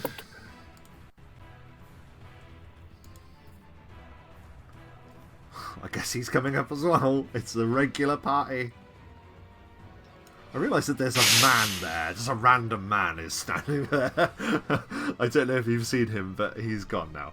I thought like the guy next to me standing and balancing on the end. Yeah. Oh yeah, him as well. Where did he come from?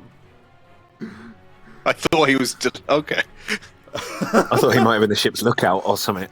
A watcher from another world stands just beholding the battle and then vanishes. That guy just vanished out of thin air. What the fuck? This one, Horizon Walker? 5, 10, 15, 20, 25. He won't be able to push through to get you, so all he can do is move there and jeer at you, Obsidian. The 2 crossbow orcs at the front of the ship, however, divert their attention. They're going to do a spot check. Do you remember what your hide check was, Ansel, if you did a hide?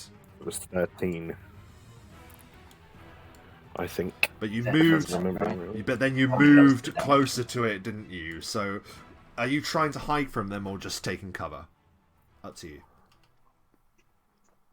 Or do you want Probably them to just know you're taking there? cover. Run. Okay. In that case, then they peer over and they see that there's someone there, and they are going to take shots at you. What is your armor class, given that you have half cover? So it says with cover. Mhm. If the target has cover, it says +4 AC, but I can't say anything about half cover, but +2 presumably, which would be 18. Okay, let's go with that then. So they take 2 shots at you. 2 heavy crossbow bolts fly down towards you. But both slam into the jetty, and you hear a disgruntled sound as they hurriedly use their movement to reload. We are back to the top of the round. And it's your turn, Ansel. Well, in that case, it would be rude not to return fire. Very good. I will try and Eldritch Blast the closest one. So presumably he gets the half cover bonus as well. Oh yeah, I suppose so, actually, because you're aiming up at them, yeah. So they get a +2 to their normal AC. But that's 15 on his touch. A miss, I'm afraid. Oh, touch! Damn. No, that you said touch, didn't you? Yeah, touch. That's a hit. Good. So he receives 9 points of magical damage, and he needs to make a fortitude save of DC 19 or pick up a second. He is second. Excellent. Okay, anything else on your turn? No, that's it.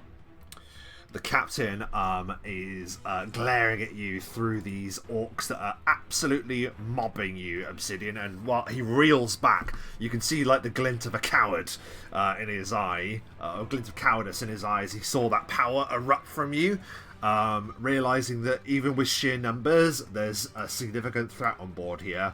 But he will attempt to do what he was trying to do before. He will attack again. This time he does have a flanking bonus on you, as you're just totally surrounded. So normal armor class, please. Was 15, right? 15. Yep. That is a definite hit. So that will be. It doesn't matter. The max he can only do a D3, and I suppose it's plus his strength.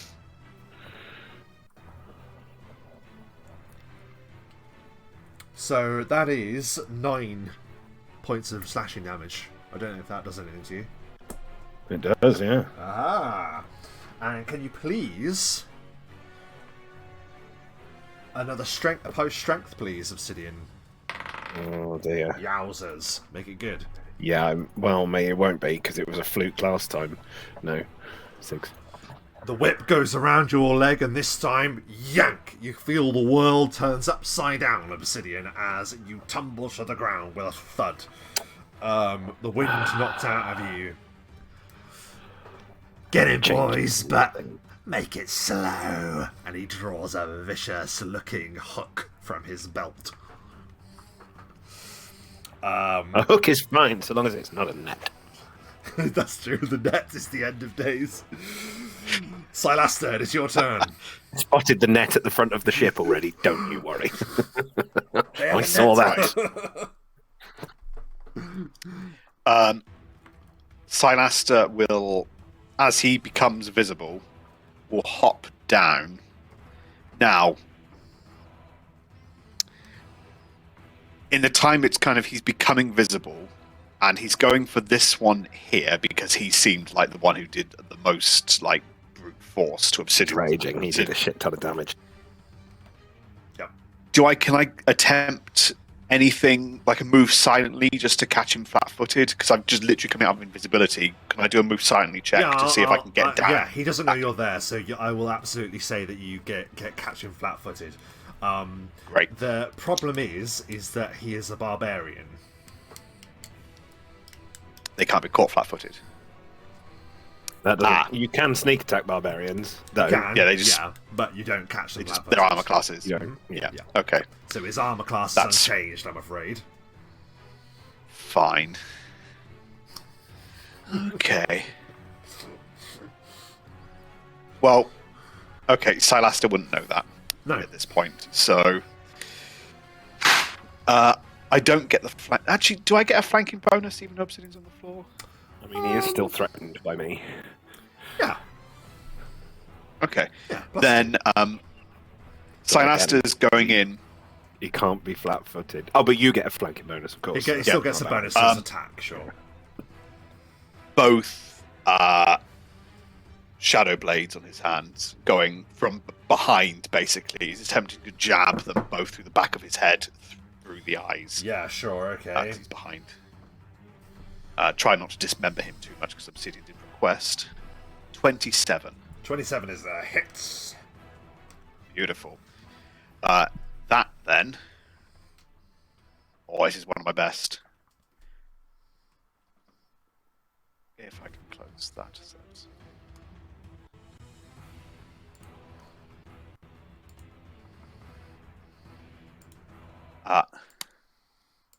That's 35 points of damage. What is it like when you butcher the man? I was trying to be quite precise with it, which actually might work in my favour, but the idea was the blades just going straight through the back and then straight out the eyes, but not actually cutting through him. Try and maintain his structural integrity for Obsidian's sake. But from on the floor, Obsidian just sees this raging, frothing barbarian turn to look at him, and then just Shadow just like rips his eyes out, and then just vanishes. And he stands there for a moment, just motionless, and then collapses onto the ground, motionless. Dark blood pooling around where he has fallen. The captain gives a cry, "What?" Anything else on your turn, Silaster? That is... yeah, if I change stance, it'll do nothing. So that's all I can do. As Obsidian has tumbled to the ground, you've appeared out of invisibility now, correct? Yeah. What? This one will take a running stride towards you, great axe in hand, and just swings it down at your armor class, Silaster. 22. Totally frothing from the mouth with rage, swings hard, possibly a fumble. Is a fumble. He swings that axe wildly at you and will have to make a save. Doesn't tumble to the ground, but completely misses you. What is it like as this raging monster tries to just cut you in half and totally misses you. Oh, Silaster, having just destroyed this one barbarian, uses. He would lift up the barbarians on the floor, his weapon, and use that to sort of parry the blow of the other one coming in, kind of using that to throw the axe aside and parry the incoming blow. Nice. And as you do that, unfortunately, the other one, who is severely wounded, looks down at you, Obsidian, and says, after the blast, and says, "You little creep," and brings his vicious-looking hatchet down upon you. You're prone, so he just gets a +4 to his attack. Which I believe is going to hit you, so that's... It's pretty substantial. Let's see. Yeah, that's a hit, and he's going to do... that is 13 points of slashing damage.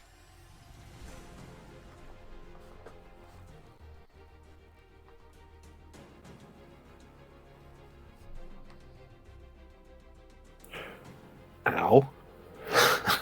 That is Okay, not the what damage I thought is... you were going to say then, Obsidian. You went very quiet for a very long time, and I was like, oh shit. I'm dead. No, I'm not dead.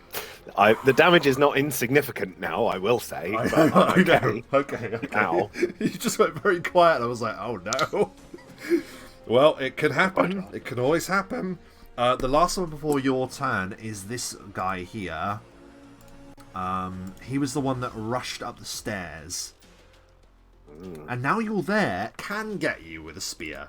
So he's just going to try and jab at you from the spear. But he's at an odd angle, so I'm not going to say he's going to get you the bonus, because he's weirdly trying to stab up at you while you're on the floor. And he's trying to... So stabbing round the corner. Yeah, exactly. So he's not going to get... I I don't think he should get a +4 for you being on the ground when he's stabbing round a corner up a set of stairs. That's very generous. And that reflects on the roll. He rolls very low, so he just attacks the stairs. And one of the other orcs just looks at him like, "What are you doing?" Obsidian, it's your turn. Well, I've done it once. But because of my level now, I can do it twice. Oh my god. So once again, he just, I think at this point, in frustration and pain, he kind of hits his hands on the floor. And just bursts out another blast of this energy, which will now get 1, 2, 3, and 4 the captain. So these 3 guys and the captain will all be within its range. Captain first.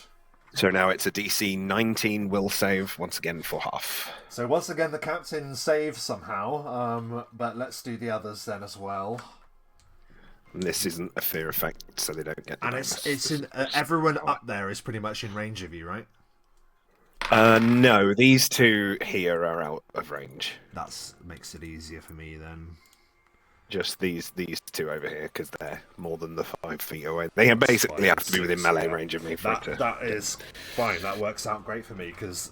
Okay, so the others totally fail. Lovely. So... Oh, slightly better this time. So that's 19 points of damage. And that will be 9 points of damage then to the captain. The other ones had already taken 17 points of damage. I'm hoping that's... 2 of them had, yeah. 2 of them had, yeah. Actually, 4 of them thinning had, them out, maybe, because... Which means that 4 of them around you... Sorry, he's already dead. So 3 of them are instantly dispatched by the blast, Obsidian. What is it like as the 3 of them closest to you just get evaporated? Lovely. Or brought down by the power? Their pristine corpses are just robbed of their soul as their spirit is ripped out, and briefly everyone that's close enough, every time this happens, everyone gets to see what a soul looks like very briefly as it's ripped from a body before it disperses into the ethereal plane. That happens, can you give me a knowledge, arcana, or religion check, please, Obsidian? Arcana. Sorry, I was on D4s. Switch book. 16 knowledge Arcana. You absolutely have that display of that we've always made note of when we play this game, that when the bodies collapse to the ground, the spirit remains for a moment. But as this happens this time, it's almost like those spirits are frozen images. And rather than fading away, they appear to just drift up into the air, as if snatched up by some invisible force. But it's all in a flash, like you see it for a second, but the battle is still raging. As there's now...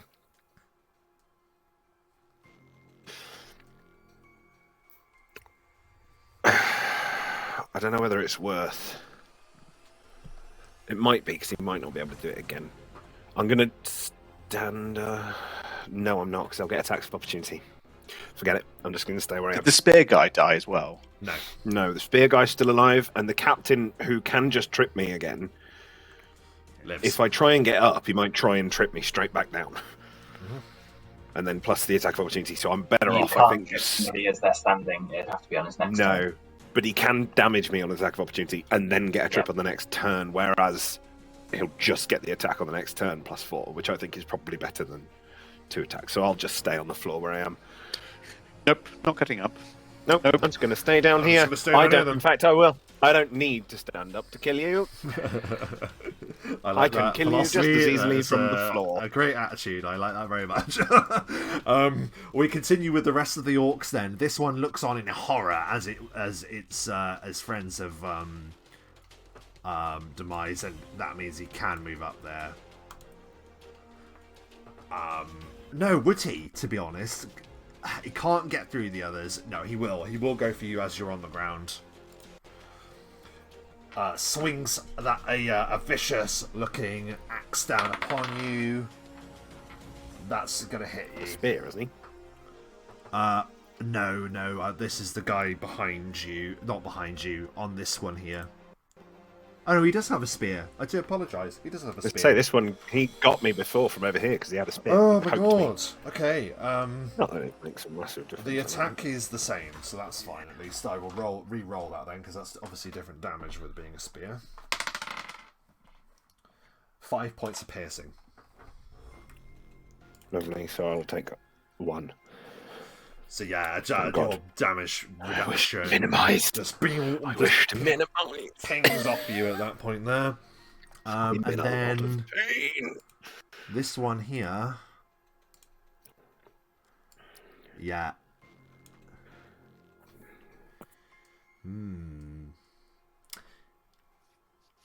I wonder.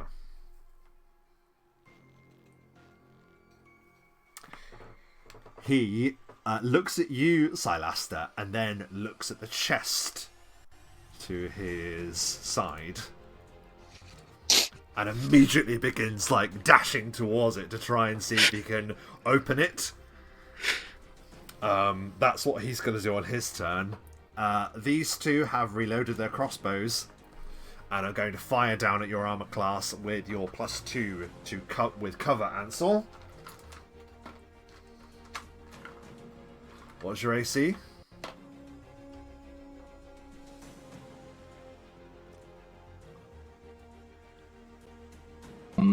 If it's still the same, it would be 18.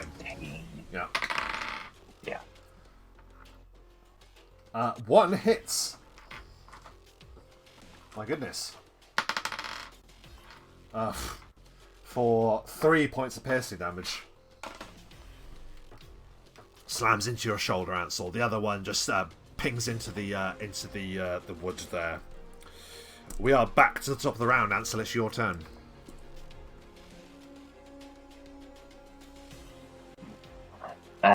So ducking back out of cover, he's going to fling another Eldritch Blast at the one I've already damaged. Yep, nice. That is a 17 hit hit against his touch. Yep.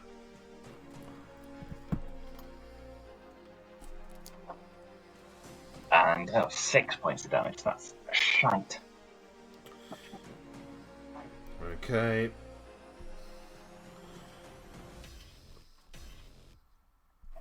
And he's already second, isn't he? So What is it like doesn't as need you to knock do him much. to perfect 0 with that strike, Ansel? I think he's just he's vomiting uncontrollably from the sickened. He's like literally just over the edge of the Oh ship, no! Splash! chucking up into the river. And unconscious he remains in the cold grasp of the Dalcia River. Anything else on your turn, Ansel? That's it. The captain is glaring down at you, Obsidian. And Can't trip me any further. What you got? is going to move away from you.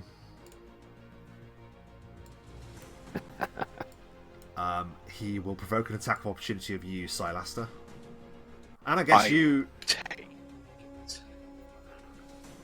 He would Can't provoke do attacks of off... opportunity.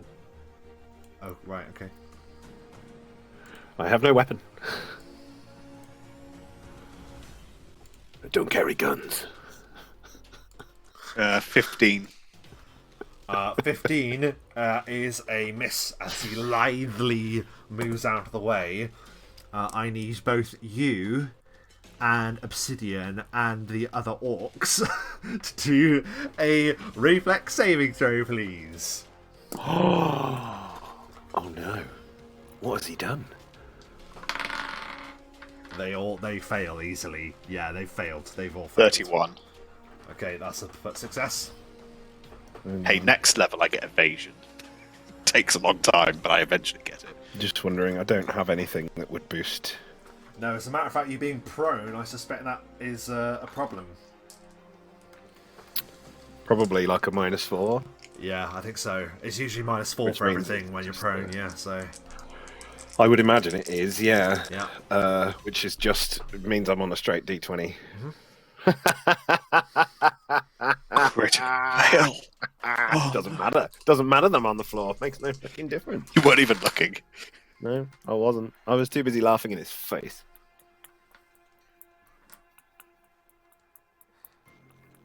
Okay, merciful. Remember, Silas, you take half. The total is 18 points. What type of damage? Fire damage as he pulls something from his side and hurls it at the ground. A fireball erupts across the deck of the ship. So it's magical fire damage. Yes. Piss. Okay, so I'll take every bit of that. Boom! 18. 18. I am unconscious. Was not expecting that huge chunk of damage with no damage reduction at the end there. I'm actually on -1. Now what are we going to do, folks? How are you going to heal me? You got nothing. You have to stabilize. I have to stabilize or I'm fucking done. Thank you. Wait, Very much. stabilize? Oh no.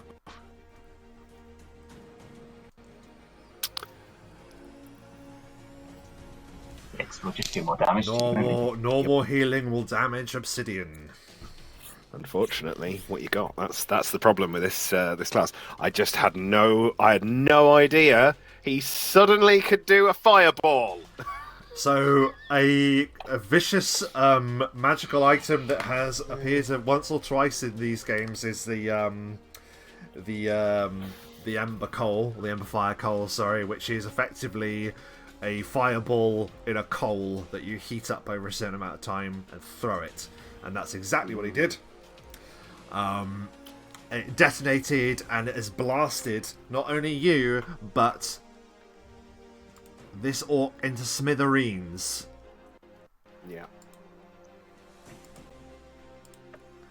That orc into smithereens. I know he's... Yeah, he's dead as well. My God.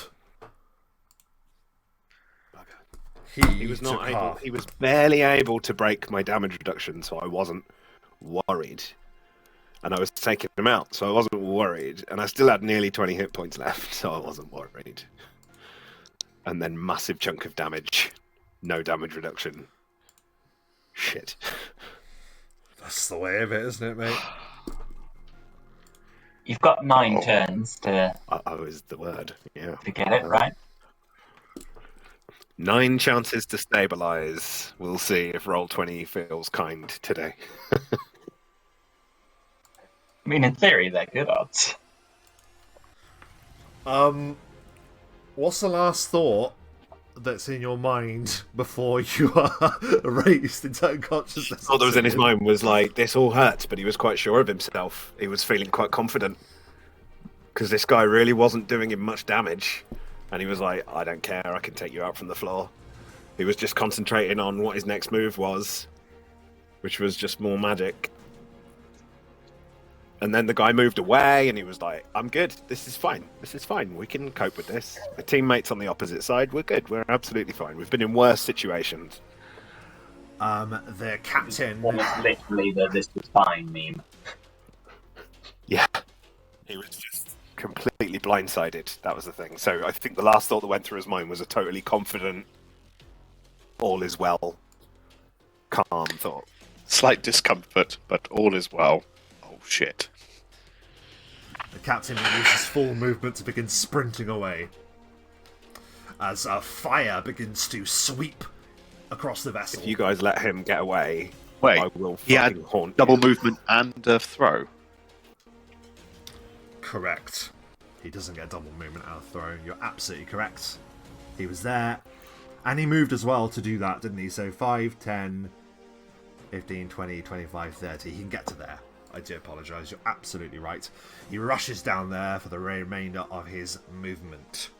But yes, it does look like he's sprinting away as flames begin to spread across the deck. Silaster, I want you to give me a spot check, please, as a number of things become apparent to you. Yeah. By the way, Rob, are you playing any music at the moment? Yes. Because I can't hear anything. I haven't for a while. It's just been... Can Matt and Tom, can you hear the music? Very quietly. I didn't hear what Matt said. Can you hear me? Very quietly. No. My sound. There you go. Can you hear me? Yeah, really The hell? tinny, mate. There we go. That's weird. Leave it like that. Leave it like that. Can you hear Yeah, music? Really is what I was strange. asking. Yes, the music's perfectly loud in mine. Okay. Oh, just me then. I'm not going to risk refreshing because Yeah, don't. I enjoy the So, silence. yeah, your spot check. 24 spot.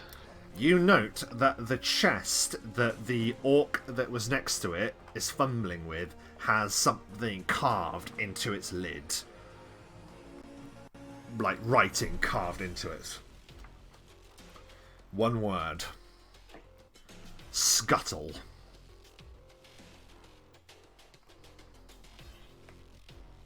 Ruh-roh. And he is desperately fumbling to try and open the chest.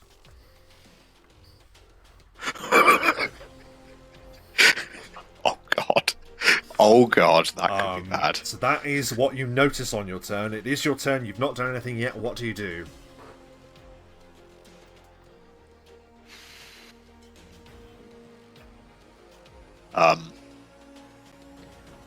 I mean, the captain is a threat, but also this guy, as well as he's doing that, like Obsidian seems not moving now. And there's You've a guy watched next to him, Obsidian so explode. So that's a thing. Yeah. I'm gonna move behind this guy as he's fumbling. And I'm going to attempt a maneuver as I'm going to hit him in the base of his back with a solid palm. Okay. The guy going for the chest, sorry. Yeah, just 20 hit. 20 does hit. Right, this maneuver is hit and miss. I'm using an insightful strike as I've hit him with the base of my palm, and then I attempt to just palm shadow energy into him, which does 28 points of damage. To the guy fumbling for the chest. Yes. What is it like when he dies?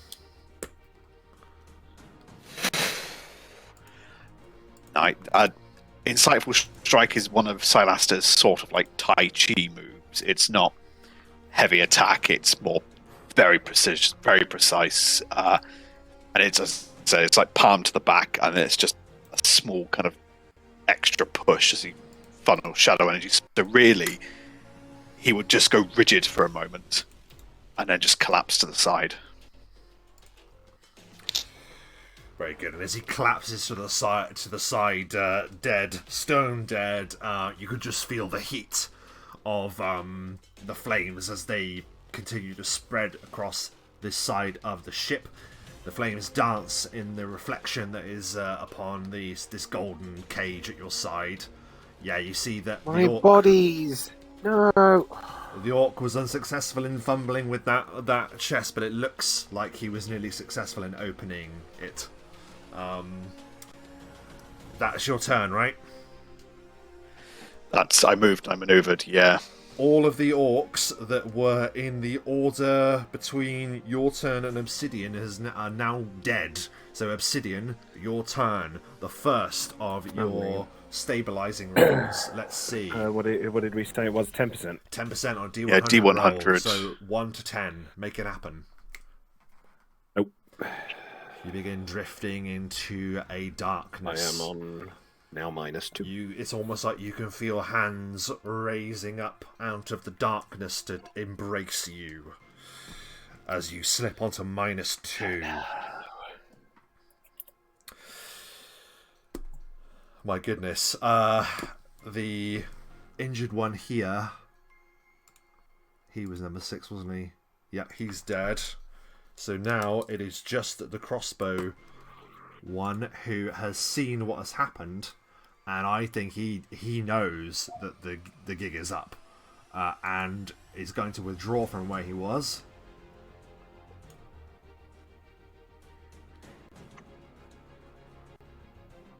And is going to rush with full movement onto the decking and begins pacing it away. We're back to the top of the round. Ansel, you hear this detonation. You see smoke rising, flames springing up over the ship. You can see water still filling into the hole that you've smashed in the front of the ship. What do you do? I'll move to here so I can get a good shot at the retreating crossbowman. Yeah, you rush over there and you aim his touch. 20. That is a hit on his touch.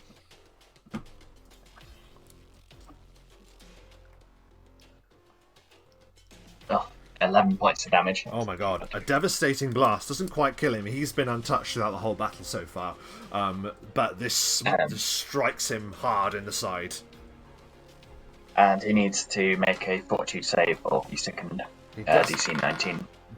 Yeah, well, he rolls a 6, so that's a failure. He is sickened. Realising that the path to escape is not as simple as he had hoped. Anything else on your turn, Ansel? Yeah, that's it. The captain is also going to follow suit. Realising that the gig is up, he rushes. 5, 10, 15, 20, 25, 30, 35, 40, 45, 50, 55, 60. He gets just in front of him. With full movement, begins to rush away as the flames begin to spread. That's the captain's turn. Silaster. Okay. Step here. One hand. How heavy or awkward is the bird cage? It's actually the same weight as just a normal bird cage. Like it's not like cast iron. It appears to be made of like it's more artistry than function. Weirdly, it is this just beautiful sculpture like cage that has this sort of almost magical sheen to it. But it isn't. You can hold it in one hand just like that quite easily. Okay, so 5 foot step is a free action. As a movement action, I'm going to grab the birdcage. As a standard action, I'm going to attempt to hoik obsidian up over my shoulder. Okay. That is going to be a strength check, and it's not going to be a particularly easy one. I'm a skinny old man. I don't weigh a lot. Mm-hmm. Well, I get, just because I'm in my shadow hand maneuver, I get a +2 on this, so that's Okay. something. Shadows give me strength. 22. Oh, which yes. is the DC to pick him up in my mind was going to be 18. Not easy whilst carrying something else as well, I think would be fair.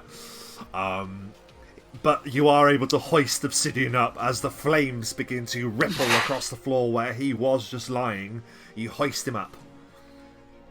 That's all I can do. I've got obsidian over one shoulder, birdcage in the other hand. I'm abandoning the chest. If we can look at that later, great, even though it's a scuffle.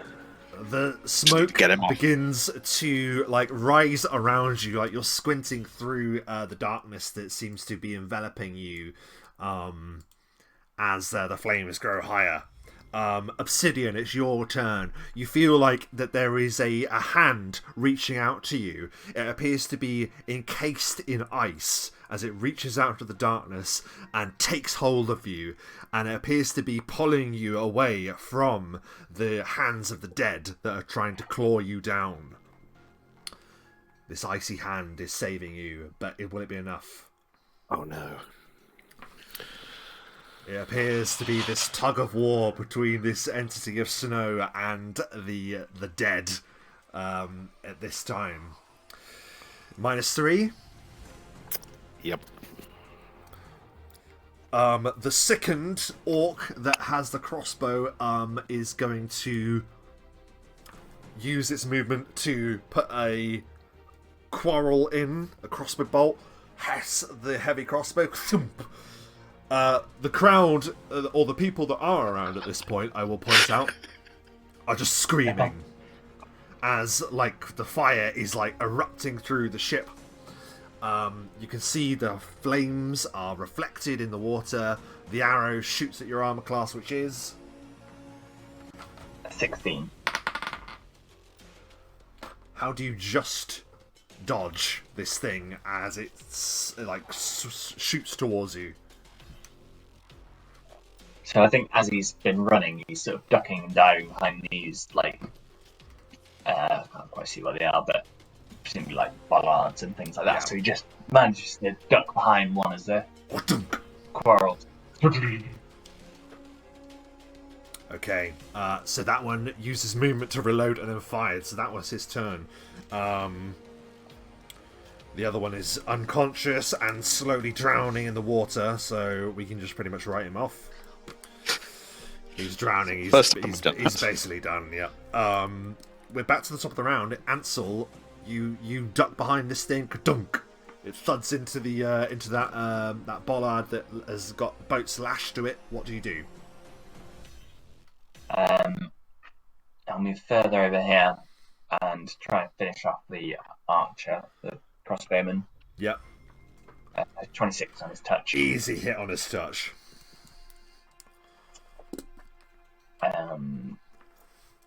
So he takes a further 9 points of damage. Oh my goodness! So it's like a fluid movement. You move behind the bollard to dodge and to protect yourself. You then re-emerge, and destroy him. How do you do so? So it's like a running thing, like he's like running like, "Gah!" and then carries on running behind this box, like a chase, police chase scene, taking pot shots as he goes. I love it. That's so epic. Yeah. As he gets exploded, the captain like takes a look over his shoulder and goes, "Ah!" And spots where you had hidden Ansel. But oh no, it is his turn. I was going to say it isn't his turn, but it is his turn. He's just going to rush, limping as he goes. Like you see scorch marks on him. Get out of my way! Full movement. Gets him there, I think. 15, 20, 21, 30, 25, 40, 45, 50. Sorry, 55. No, sorry, 55, 60. So that's his full movement. So he is basically just sprinting into the docks now, Ansel. And that is his turn. Silaster. Obsidian in one arm, or over your shoulder. The glistening, strange birdcage in the other. What do you do? I'm guessing I can't move double movement because of the kind of load I'm carrying. So your double movement will be a full move. Will be a standard movement. One, yeah. Yeah. So that's all I'm going to do. I'm going to spend my full round just doing one movement then, as I carry Obsidian and the birdcage. So 5, 10, 15, 20, 25. I would be on the gangway, but I'm under the gangway. So. Oh, are you? Hang on, let me. Oh dear. Oh yeah, so you are. Just say you're off to the side of it, man, because I think it was said they were movable, Thanks. wasn't it? I fixed it. Yeah. There you go. If Obsidian, you want to put yourself in my square, and the birdcage would be as well. As I'm walking, I'm just muttering to Obsidian, like, "That's another captain we let escape. Come on now." You better not escape. I will haunt you if he escapes. He's not getting away, mate. Silas. Well, I suppose Silas could see, but that's all he can do. Yeah. Okay. Here we go then, boys. Again, the icy grip pulling you away, Obsidian. Yes! And as if you were being pulled from the fire by this hand of ice. What is it like as you gasp awake on 0 HP? I mean,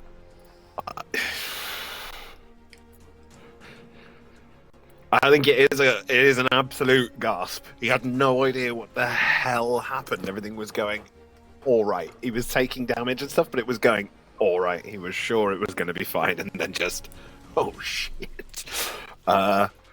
Has that been a full round, or can I do anything? That I think will be your. Like I don't think you can awaken and then do something. I think it had to be the next round, wouldn't it? Oh, that's cool. That's fine.